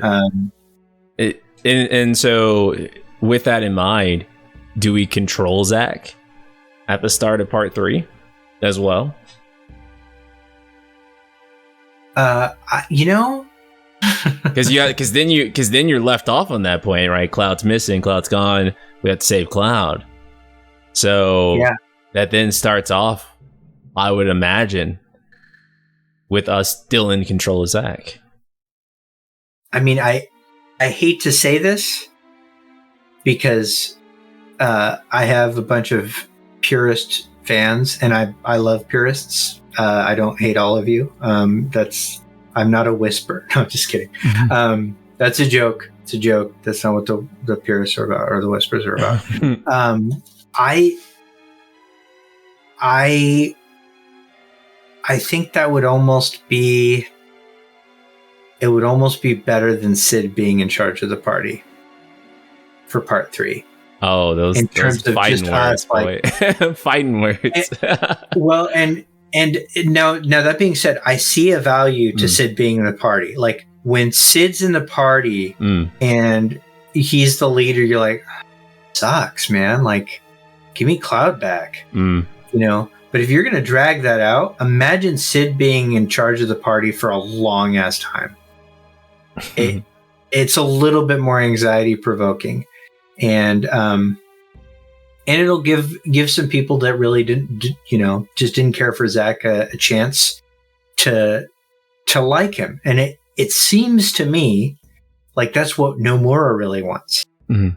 Like, regardless of what I want or what you want, there are developer statements really amping up how important Zach is to the story. Mm-hmm. Say he's just as important as Cloud. Just as important as Cloud and Sephiroth. He should be as recognizable. How do you achieve that goal? Right. Yeah. Make him playable for the first half of part 3. Right, and the latter half of part 2, I would almost assume too, in some capacity. Maybe not latter half. I think just the last battle. Just the last battle, right? And I guess you would have all of Cloud's like moveset and all of his materia like swapped onto Zack, right? I don't know. They can figure that out, right? Because that's kind of the mystery there on how they'd work that out. But I think it kind of makes sense too. It also kind of follows, the formula that CBU1 did with 13 as well, right? Where with 13.2, you didn't really, Lightning wasn't like, she was in the background more of 13.2, right? And then you took control of Sarah and Noel, and they kind of moved Lightning out of like the focus for a little while, so that when Lightning did come back into focus and she was more powerful, right, and she did have all these other things, it'd feel more rewarding to get Lightning back, right? So I feel like that makes sense too with some of the previous patterns on how they've operated. So that's kind of like my train of thinking too, is that I think that that Zack will probably be the party leader for some period of time, either during part 2, or for sure I think maybe at part 3, because I just feel like Cloud being snatched away and the fate of Cloud being a complete mystery and no one knows what happened to Cloud, I feel like that's just such a good mystery to leave off on. Compared to right, it's a really good hook, right? Like, because you have to think, what are you going to do to hook players into part 3, right? And whatever you're doing to hook players into part 3, the laws of writing, really creative writing, says that it's got to be higher stakes, it's got to be more intense than whatever you did to hook them into part 1, right? It's got to keep escalating. The hook has to keep going further and further, right? So whatever they do, I think it has to be more intense than whatever part 1's ending was. And with the current story setup, it's hard for me to think of anything better offhand than we lost Cloud. Like that's a really good way to hook players into the next part, especially in the way of like, we lost him to Sephiroth's control, right? Yeah. And like the way it's being set up too, I mean, they are really trying to use subversion. And one of the things you hear when you hear this live stream theory, which is it's a compelling theory. There's a lot of imagery that matches that. Perhaps what has happened is that the afterlife has changed, and Zack no longer knows he's dead. Because nobody can deny that his fate is different. Even if he's in the live stream, he now doesn't know he's in the live stream. Whereas before, he gladly went up to Angeal and they hugged it out and broed hard till Eric died. And in this, he clearly doesn't, and he's carrying, Cloud somehow, right? So we know that there's this. This change in Zack's fate, and if it's that he's in the afterlife somehow, right, his connection to the plot, his connection to like the Cloud soul problem, if that were to stay in the live stream, you have to really think about why that would be necessary. And so if that's what they're going for, then why would that be under threat? Like, why would Cloud's soul be under threat? If you look at the Cloud's consciousness scene, who ultimately saved Cloud from himself, from his in his consciousness. That's Tifa. So I do see a lot of people that are like really, really, really anti Tifa dying that think Zack is just in the live stream somehow. But think about the narrative purpose of him being in the live stream. It would almost be to replace Tifa. So I don't think that they're going to kill Tifa. I think that there's even been elements of early interviews where Kitase like almost accidentally confirmed that Aerith died. There was the farewell speech that happened in 2018 where it's the first mention of Stamp. Like there's a lot of sort of side evidence that Aerith's death will remain central to that. So Zack being alive in the live stream doesn't serve a narrative like that. It serves this other new narrative where maybe Cloud is a threat in the world that we're in. Like that's the thing right. that Zack would need to, I don't know, combat. Right. I feel pretty confident about Aerith's death on that note. Yeah. Because I don't know if people know where I stand on that. I'm pretty confident that she's probably going to die in Rebirth. My question has always been, does she stay dead? Right? Because now we know that there is some sort of mechanic in which people can not die, right? Which is potentially the Zack thing. And so as long as that exists, there's always a way for for a character to be brought back. Not necessarily saying that they definitely will, like, oh my god, she's 100% coming back, like no matter what. It's just to say that it's not completely out of the case, or however you'd say it. It's not completely out of mind to think that it's possible, right? Given the fact that if they've done it for Zack, then something could probably be done for Aerith if they wanted to twirl things around in such a manner. But I do think that Aerith dies in Rebirth for sure. And Zack, I don't know what happens to Zack, but Zack, his fate's going to last a little bit longer for sure. For sure. And that Aerith actually may not die to the third game too. That's another thing to think about. Well, that may be moved around. What do you think? No, I don't think they move that around. If they move it around, I don't think it's going to be at a different location. Right, locationally, I think it has to be the same place. It has to be the same place. I do think they make it that far, though. I think Meteor gets summoned. Right.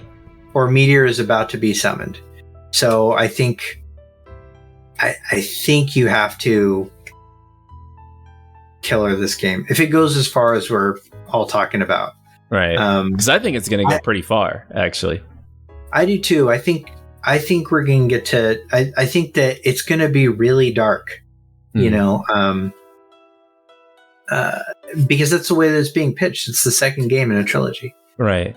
And it's like, and when the 25th anniversary event happened, Kitase came out and said that, he likes trilogies and that the second trilogies are often the favorite because, the kind of dark way they end. And I can't imagine this not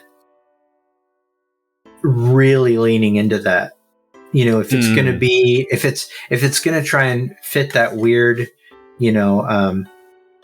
space between these two conflicting ideas of not changing and changing, the known and unknown journey, if it's going to try and toe that line, it's going to lean into things that we know are dark and then add new dark stuff. Exactly. And I think a dead Aerith and a lost, corrupted Cloud is a perfect way to end.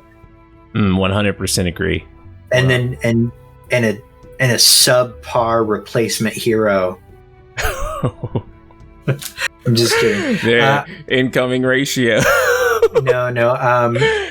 Automaro 14. Since he still became first. He's Automaro 14. I know you're a big Zack fan, and I can see that you like him a lot. And if you like Zack, I mean, I have no issue with people that like that kind of character. I do think that one of the most common things I've heard, in fact, there was a big streamer that tweeted about it and got kind of ratioed for it, is, you know, a lot of people are afraid that Zack somehow existing diminishes Cloud in the main story. And to me, and I think that you probably don't agree with me on this one, is that seeing the contrast is really just going to make whoever you like more likable. You know, like, I'm probably going to, you know, what I really liked about Cloud is that he was one of us. You know, he was a normal guy. He had flaws, but he ended up being the hero because of the choices he made.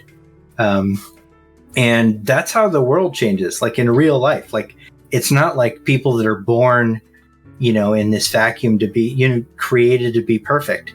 It's regular people who, when given a choice, even if they've made a string of bad choices beforehand, make the choice to be a hero. That's how the world changes. And that the way that was shown to us through the OG is one of the best deconstructions of character I've ever seen. Like, deconstruction of what it means to be a hero. And so to show the contrast of Zack and Cloud, I think people that really like, you know, the Tita style, careless, himbo energy Zack are going to like that.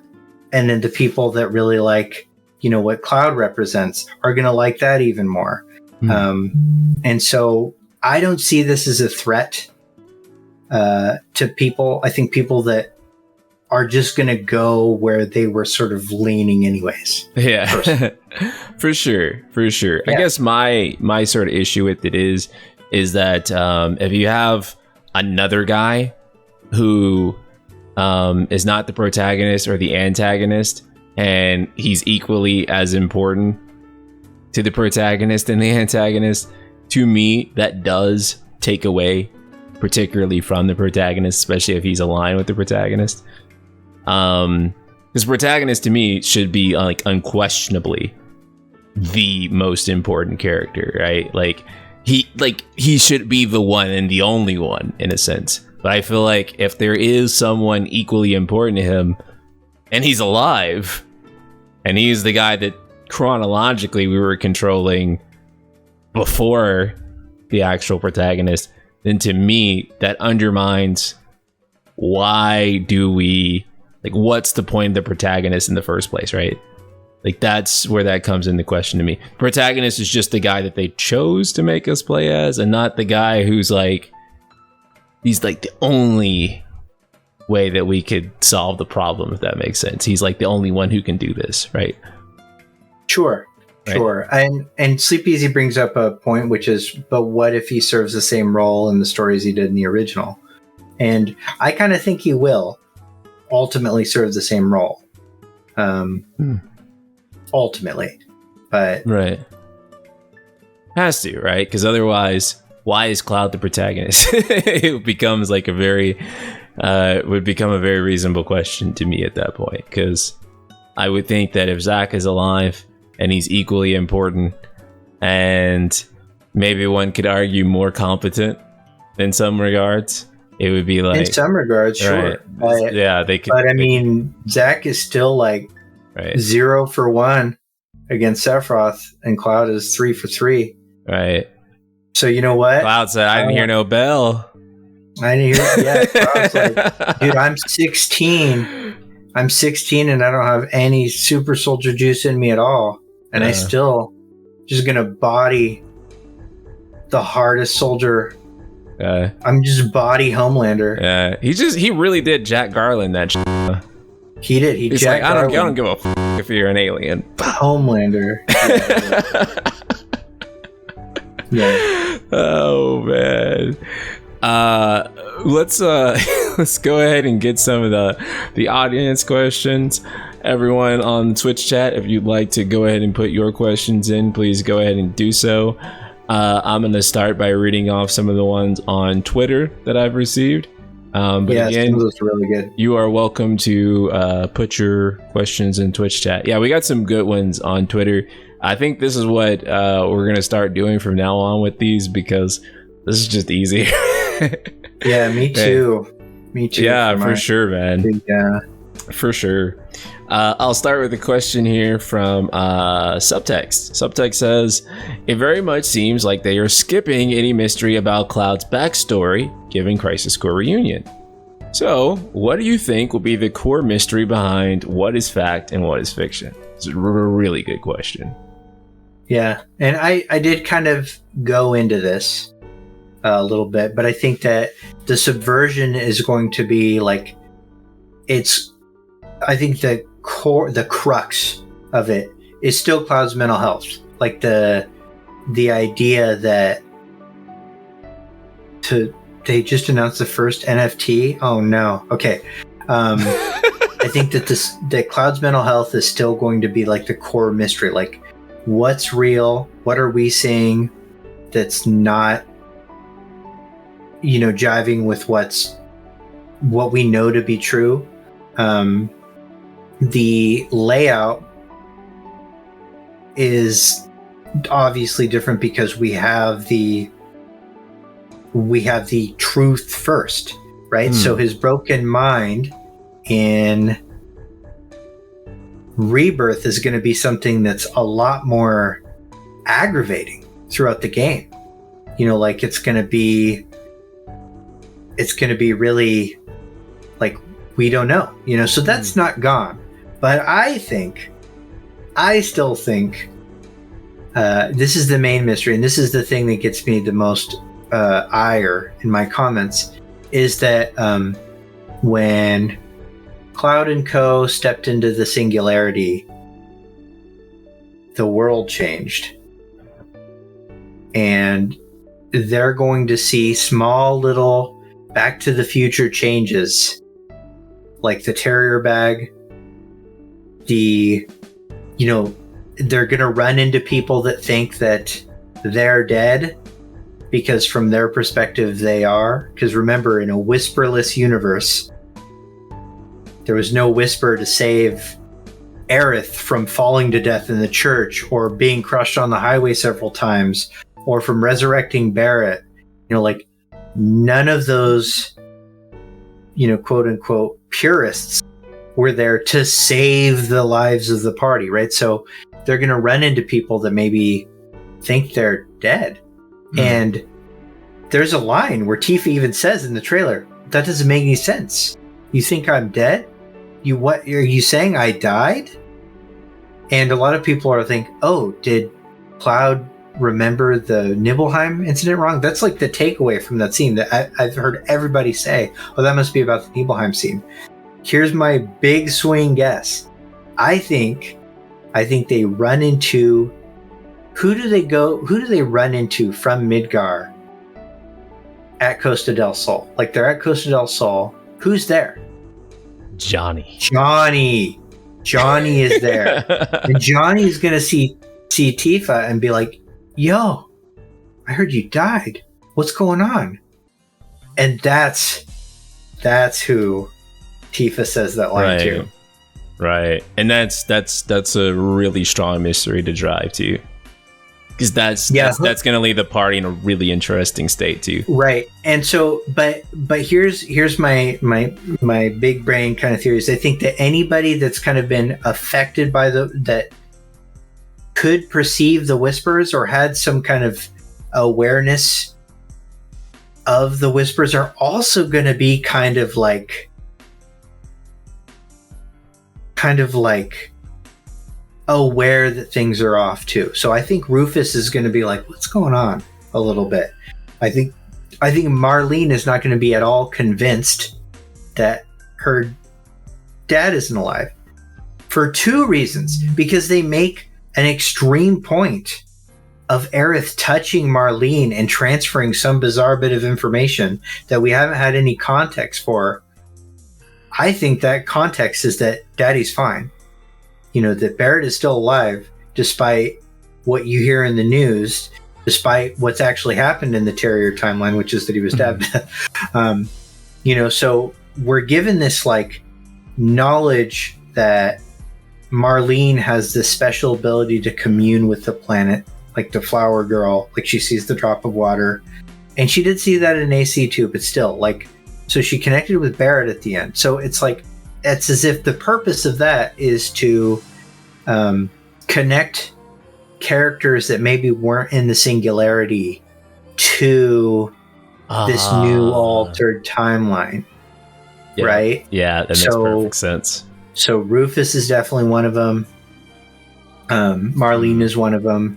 And I wouldn't be surprised if, Bugenhagen, Yuffie, other people that are really like, I don't know about Yuffie actually. Yuffie might not. Yeah, I don't think Yuffie really recognize him. Yeah. I mean, she might not recognize, like, because theoretically she saw party members in intermission. She saw them at least. And you could either play that off as, oh, well, she's Yuffie and she's, miraculously self-interested and whatever. Or she might not remember them because she was in the Terrierverse. Who knows? Because they were dead by then, whatever. They could kind of do that. Whatever. They were too far away. Exactly, yeah. So I think, that's yet another way that the current mysteries will all tie together and not just lead down their own narrative sinkholes in a story space where we're already so starved for real estate. That's a really great answer. I really like the idea of a mystery being driven by a world where people think that the main characters are dead. I think that's a really good mystery that you can go places with, and that will make for some really interesting scenes too. So yeah, shit, man. Let's keep moving. Good question, subtext, and good to see you. Yeah, great question. Someone asked, does Square leak the story to you? Because what you said saying is really believable so far. He thinks about this stuff a lot. We both do. Yeah. This is what we do all day. We think about this. Here's another good one. What is a huge problem you think Final Fantasy 16 might face based on what you've seen so far?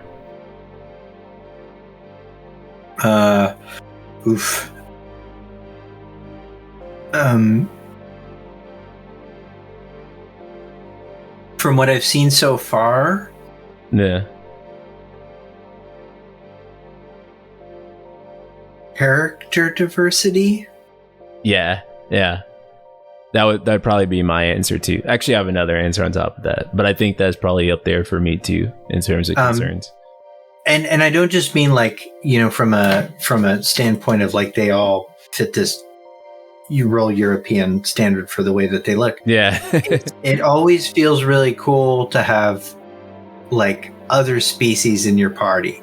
And I know that the dominants are like icons, and that's, so icons are technically like kind of speciated from the party, but like it's cool to have like Red 13 or Quinoa. It's good to have Quinoa in your party. I like having Viera in your party and stuff like that too.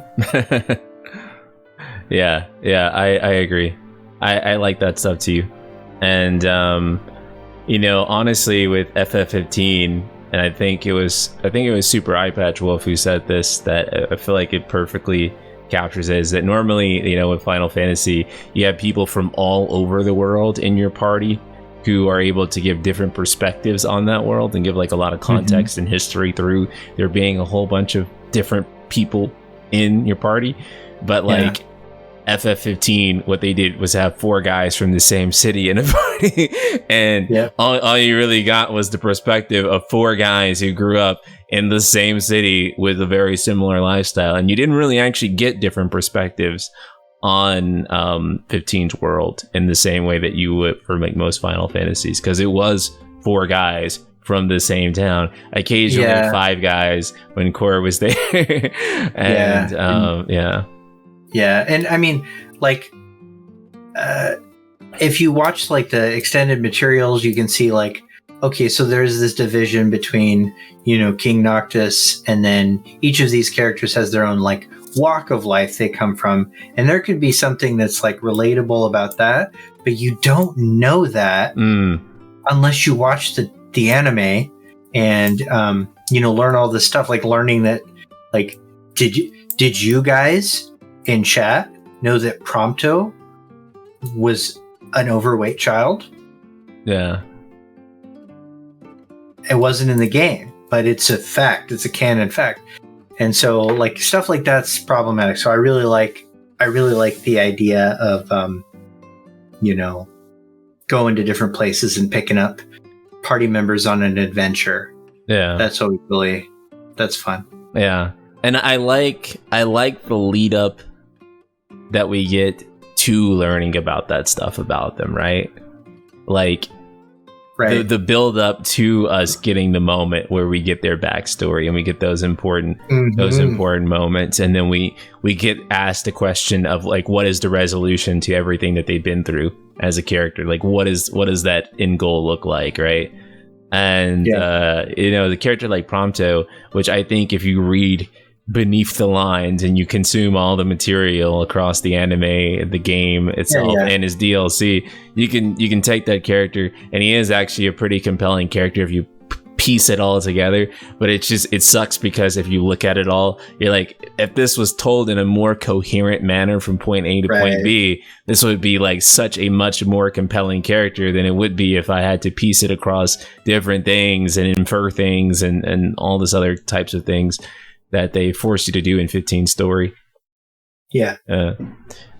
Let's move on to the next question. I think this is a really great question. I see you have a lot of opinions and takes on 7R, and I like the way you spark a lot of conversation. Don't know which one of us that's aimed to. Probably both of us. Considering they are taking on the remake series, what would be the absolute best possible outcome at the end of the series for you? I think your desires are probably like a little less specific than maybe mine. Or actually, I don't even know if either one of us has super specific desires. I do want it to be good. Yeah. There are some, specifically, I do want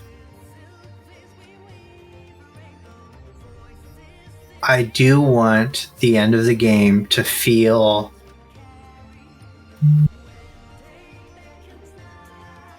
final.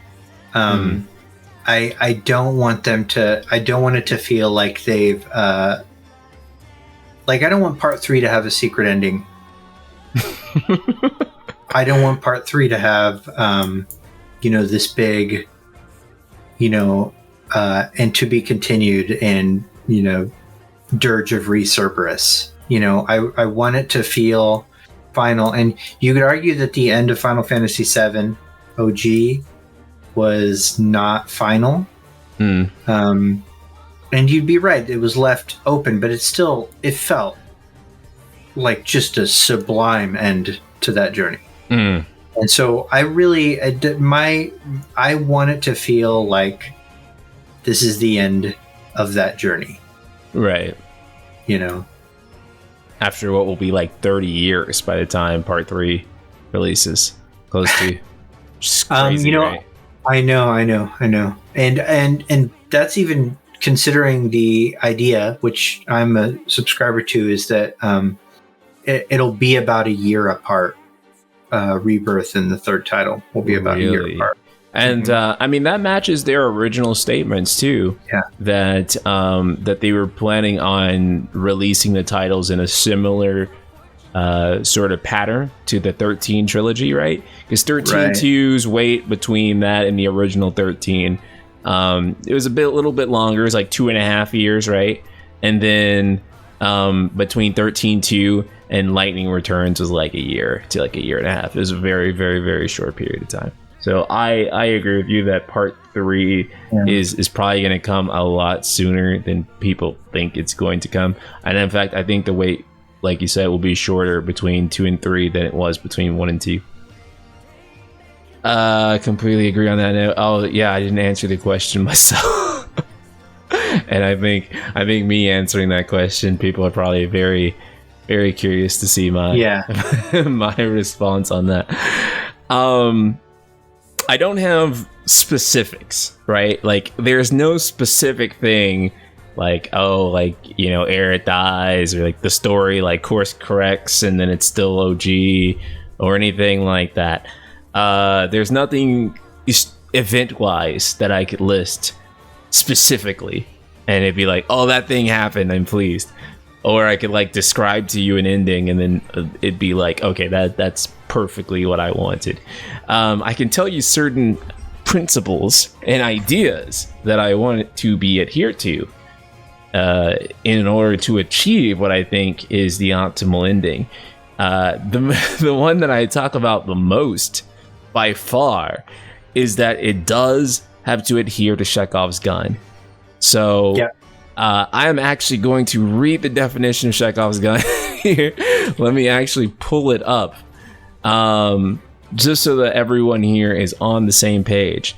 Chekhov's gun is a dramatic principle that suggests that every detail within a story will contribute to the overall narrative. This encourages writers to not make false promises in their narrative, including extemporaneous. I don't even know if I said that word correctly. Extemporaneous. I don't English.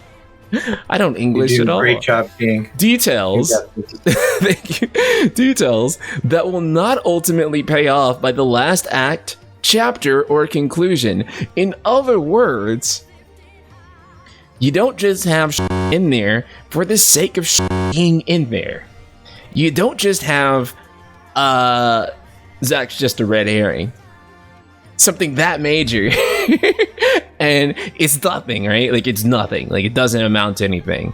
Or it's like it's a completely separate side story and it doesn't interfere with the main narrative at all, right?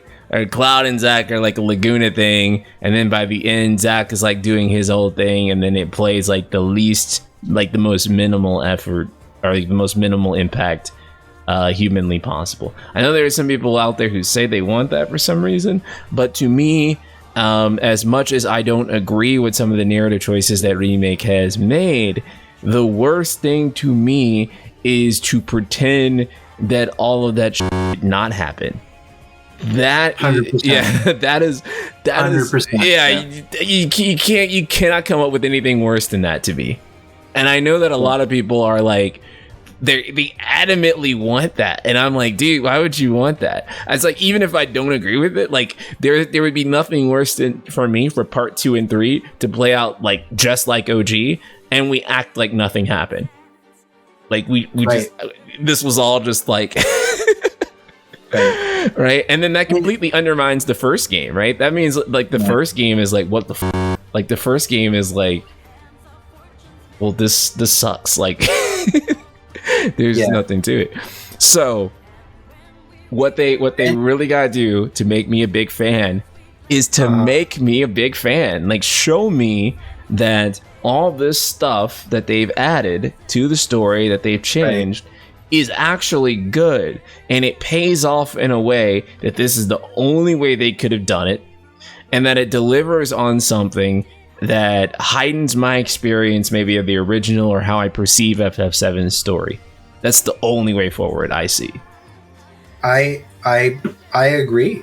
Yeah. And I think they did write a big check here. Yeah. I think you and I have different maybe levels of trust as to whether or not that check will get cashed.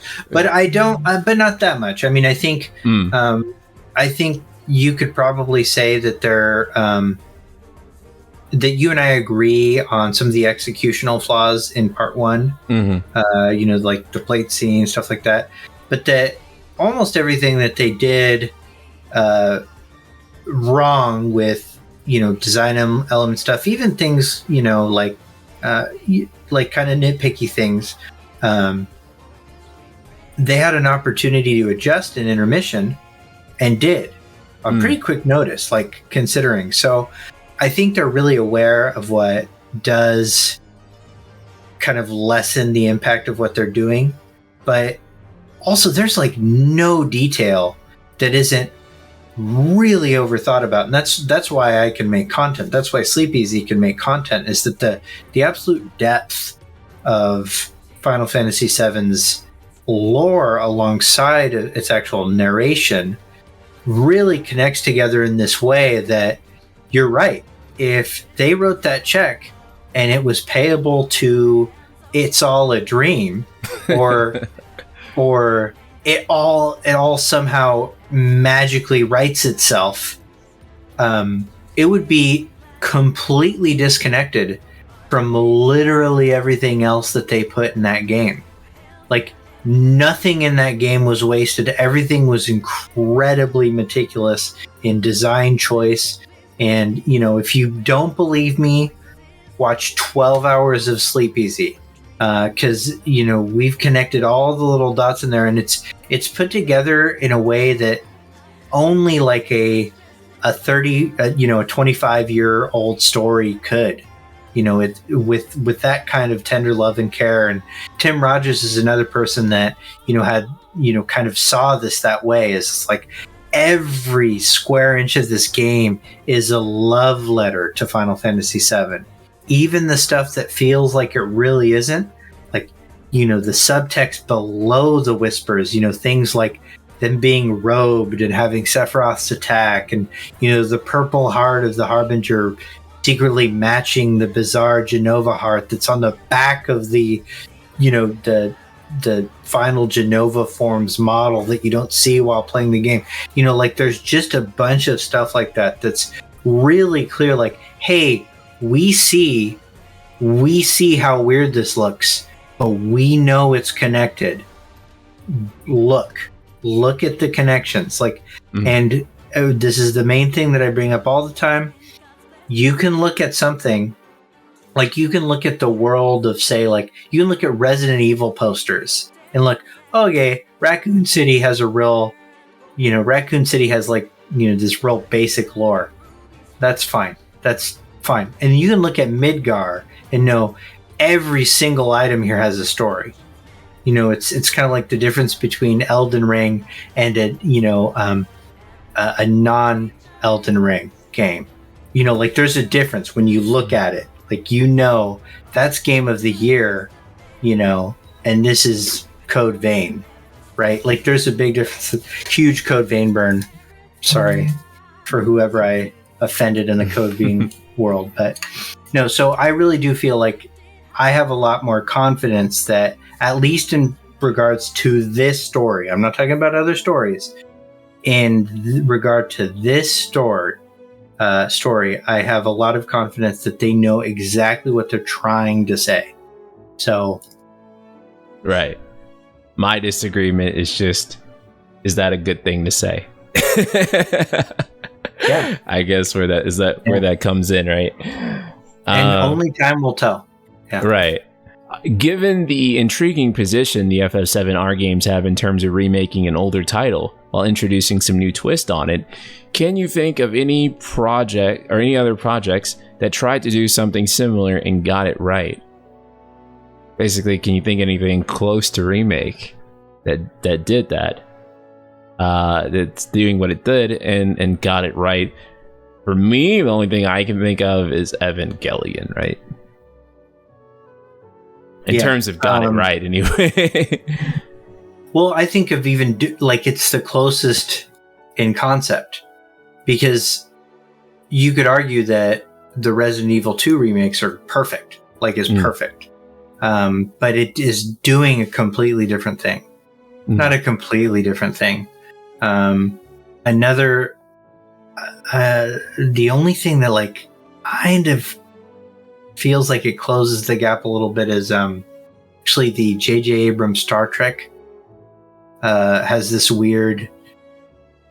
DNA of both the sequel and a remake at the same time somehow, sort of an adaptation. But so the answer to the question is no, and I think that's good.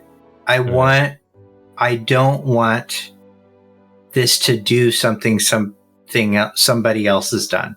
Right. I think this is already in really new territory, and I hope that this is a thing that people go back and say, "Hey, that was the beginning of a new kind of adaptation. That's the beginning of a new way to bring things to life again." Right. You know? It's got to be, because I feel like anything less than that will probably flounder. Yeah. Yeah, and that's they have to hit it out of the. Again, this is the check they wrote. Yeah. So let's hope there's funds in the bank. Yeah. I almost said hit it out of the court. I'm stupid. I'll also add on to that and say that it's really weird, right? Because I think we've had like a lot of good adaptations that have changed stuff, but not necessarily remakes, right? That have made like drastic changes to a story and it'd been received well, right? So the debate or the discussion you could have though is FF7R leans closer to an adaptation, or like how you would view an adaptation versus what you would view as a remake, right?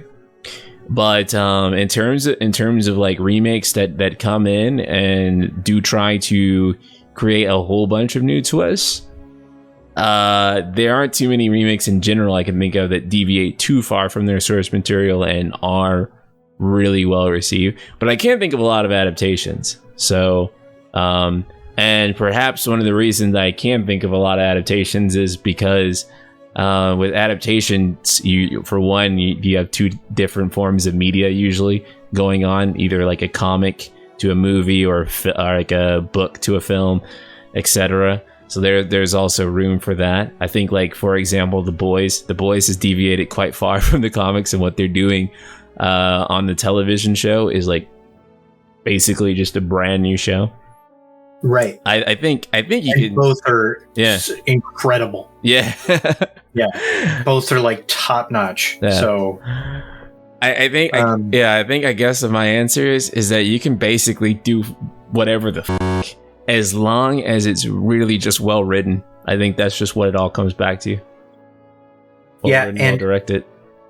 Yeah, and it's currently in its own category, right? And so I do get like into a lot of dialogue about, is it a remake or is it a sequel? And we did get some kind of like, we did get a little bit of, I don't want to say clarity, but we did get a response to that in one of the interviews during the interview drop. And it basically placed Final Fantasy VII Remake as chronologically occurring at the same time within the series of games as the OG. So after Crisis Core, Reunion / Remake / Original, and before Dirge of Cerberus. So if it has sequel elements, for sure, you could say, hey, this might also be a sequel, but you can't say it's just a sequel anymore if it's like definitely happening between those two periods of time. So it's now for sure, in my opinion, its own thing, which is what it's, I've always felt the most comfortable calling it as something like more than a remake or its own thing. And using the term remake as being kind of a disingenuous marketing tactic, that's an argument for a different time. And I'm not really interested in it anymore. At this point, I'm just interested in what happens, you know, and Right. And how good this ends up being or not will ultimately determine whether or not that's even a talking point. Yeah. Yeah. I think all the talking points that we're actually going to have about this after it's done is really none of the shit that we've been talking about. Yeah, I agree. Like I feel like we've been introduced to some stuff, but we don't know the context yet or how deep it really goes. And so all the stuff that we're actually talking about, like the stuff that we're worried about, maybe nothing. And the stuff that we have no worries about might actually be the thing that we're all kind of discussing where, oh, well, that's actually the thing where they dropped the ball on, right? Because it really is, you know, quite early into the game before we before we've seen all this other stuff. So we just don't know yet.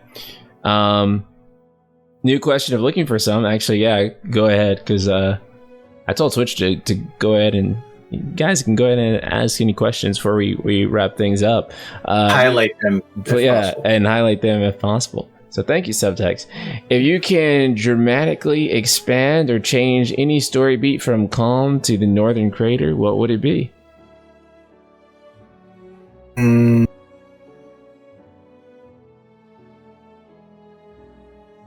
I would be okay going to Wutai in the next game. That's my most anticipated story thread at the moment.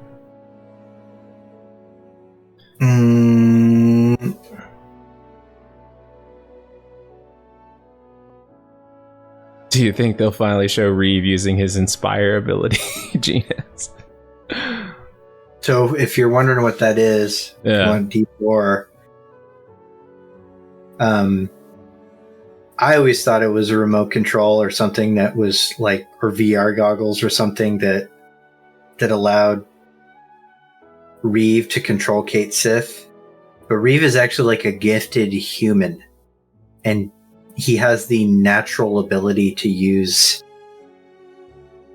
something called Inspire to control Cait Sith.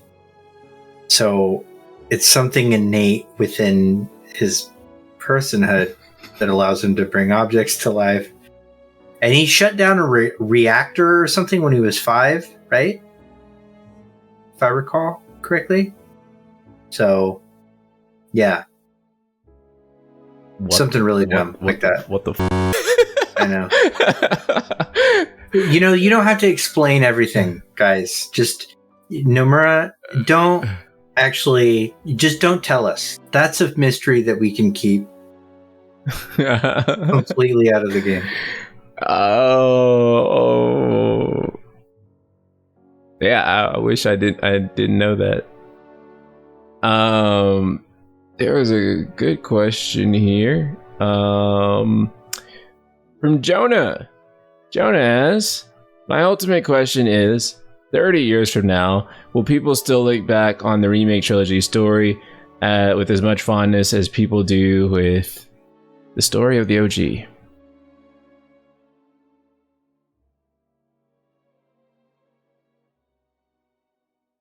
You want me to answer first? Yeah, because I think everyone knows my answer. I don't know. I don't know if we're going to be around 30 years. Things are looking grim. No. True. They really got to stick to landing. I think even if I personally, and a vast majority of fans, consider it a big win, like consider it just like nailing it. Final Fantasy VII is probably the first AAA game. There's nothing that Final Fantasy VII Remake can do to be the first quadruple A game unless they waited to remake it until, you know, like the advent of like, you know, Starlink interface with our brains. Like, unless there's like that, like that big of a thing, I don't think it could possibly have the same impact. I don't think that will ever be something that can be duplicated. But does that mean that 30 years from now, you can't look at the remake project next to the OG and say, hey, the remake is the best way to experience Final Fantasy VII? I think I'm not ruling that out as a possibility yet. Yeah, that's a solid answer. And that's along the lines of what I would say too. I don't think you can really recreate what Final Fantasy VII was, because you can't recreate the conditions of the world that led to Final Fantasy VII, right? Because in order to like recreate Final Fantasy VII and like how Final Fantasy VII felt like when it came out, you'd basically have to have the same scenario of what led up to Final Fantasy 1 through 6, right? And the climate that the series had, and how the impact that JRPGs had at the time, and so I don't think you can recreate any of that. I don't think remake needs to, though. Like, I don't think any of that is necessary. I think, like you were saying, the highest thing that it can achieve from my perspective is like just be like, this is the best way to experience FF7. Like, if it can achieve that, then I feel like it's done its job, right? Like, to me, that's the highest achievement a remake can have to begin with, is to say that this is the best way to experience the thing. Yeah, and can you think of anything in like the history of remakes that you look back and you're like, oh, I didn't even know there was an original? You know, it's pretty rare, other than cover songs. You know, like it's not a thing that happens. Mm-hmm. You know, other than maybe Full Metal Alchemist Brotherhood, but that's a whole other thing. Yeah.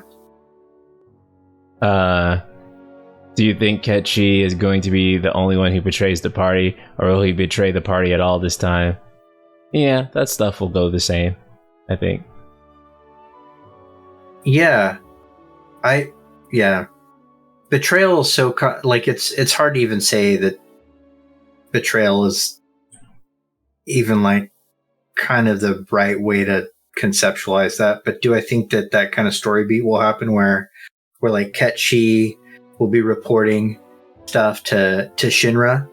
Yeah, but like I think Shinra's new burgeoning morality from the death of President Shinra will be a more complex and subtle experience. So it's not, they're going to be making, I think it's going to be Rufus like kind of making decisions about how to best rule the country and having rule the world, and having, these kind of complex moral decisions about the subject, and seeing the way that Reeve interacts with that. And we already see the Turks and Rufus are more complex than the president is. And so it's probably one of the things I'm most excited about in remake is the complexity of what's left over of Shinra being shown off in an interesting way. Yeah. Jonah says, then Resident Evil 2 remake met the NSP standard for me. Yeah. That would Resident Evil 2 would be like the perfect example to me of what the highest standard that a remake can achieve, right? Like, if you didn't play, I wouldn't even tell somebody to play the original. Right. Unless they grew up with it and they really like the style of pre-rendered backgrounds and stuff like that. For most people, they're going to be like, Resident Evil 2 remake is the way to experience Resident Evil 2, right? Like, that's like the definitive way to experience it. And even though it changes a lot of things about the gameplay and all this other stuff, its DNA is still Resident Evil 2. And it's still the best way for the average person who doesn't want to deal with like tank controls and to to have said that they have experienced what Resident Evil 2 was about. So let's take like 2 more questions. All right. Here's a good one from Dude McGuy. Do you think Dude Final McGuy. Fantasy? Yeah, my guy. I love him. Do you think Final Fantasy VII Rebirth will have its own what the f moment in order to build mystery and anticipation for Part 3? Yes. In fact, I think it may actually have more than Part 1. I think about the same amount. I think they'll give us as much as they take, you know. But I think we kind of covered that. But yeah, I mostly agree. This is another good one from Subtext. Do you think young Sephiroth's story will be satisfying? I have Star Wars prequels PTSD. So the Sephiroth story is like being presented in a way that necessarily lowers my expectations to a shocking degree, and that's through a mobile game. Okay, so like the fact that we're getting an Ever Crisis makes my expectations pretty low, which means that it's got a good chance of delivering.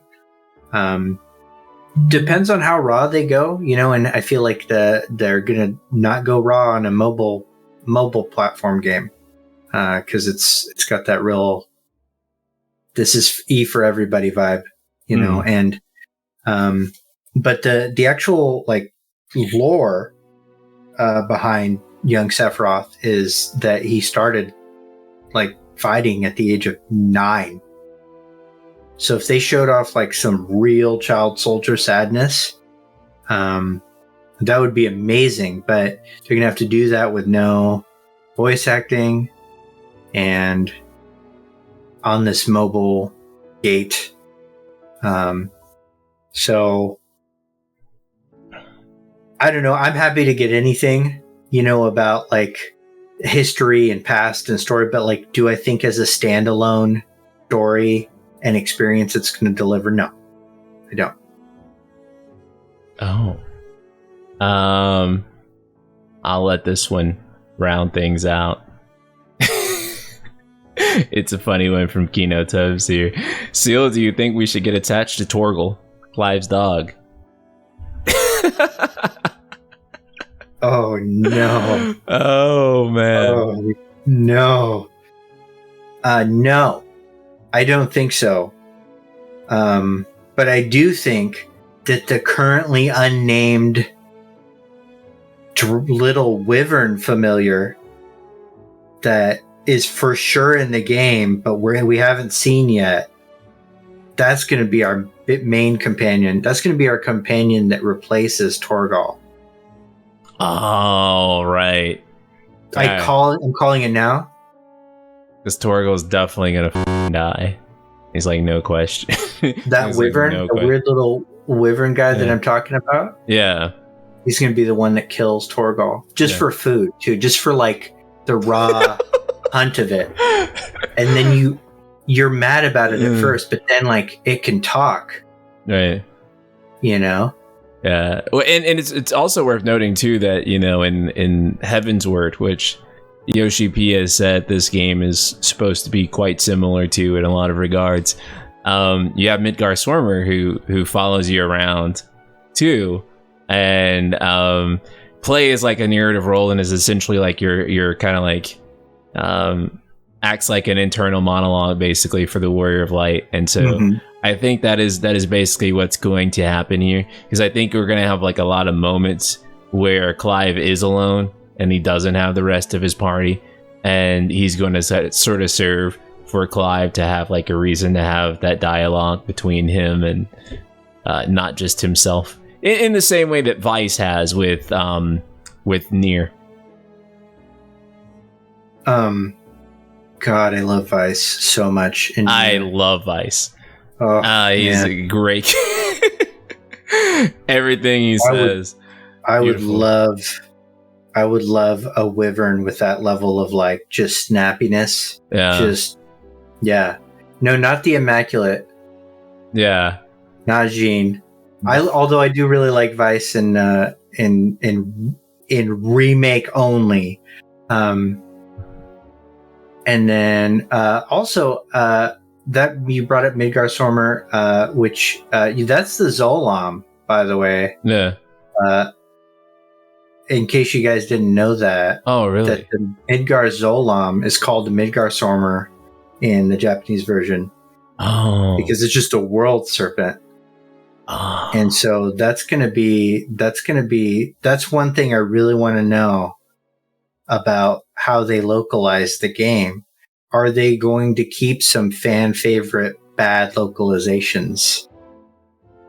And my prediction is no.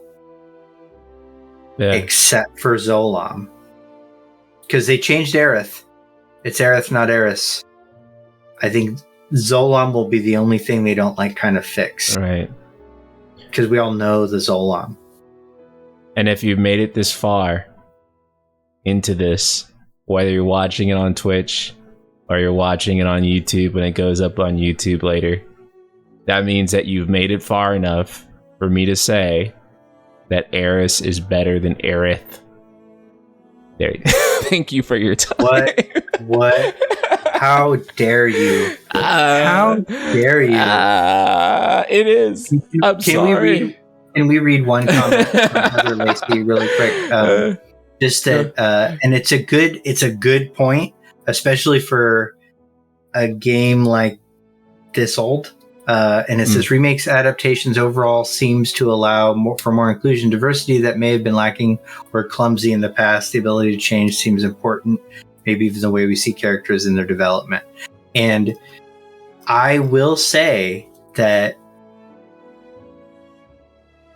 over the years, the two female protagonists or deuteragonists in Final Fantasy VII have been elevated from being just props in Cloud's story to something more. And I do hope that they continue that in terms of characterization. Because I think overall, most of the characters feel really like, oh, that's that character. Like, you see Cloud in Remake, you're like, that's Cloud. You see Barrett, that's Barrett. If there were any characters that you wouldn't want to say, oh, that's definitely them, but it's also more, definitely going to be the female characters in Remake. And to defend my position on Eris, because I see people in chat going off about it. Oh my God. Stop it. Put down the shovel. Listen. Okay. Say Aerith apostrophe S. Aeriths. Now imagine recording a script because you're a YouTuber for Final Fantasy and you have to say Aeriths. Okay, we'll do that with Eris. Erises. Really easy. There's multiple Erises. That sounds like multiple female heirs. In context. Female heirs to the throne. In context, Heiresses. In context. Heiresses. In context. Why? Yeah. It sounds like multiple people that are about to be rich. Right, but with Aeriths, it sounds like you're Mike Tyson. It sounds like you're Mike Tyson. Aeriths. Oh yeah, he's a real good guy to pick a fight with. Yeah.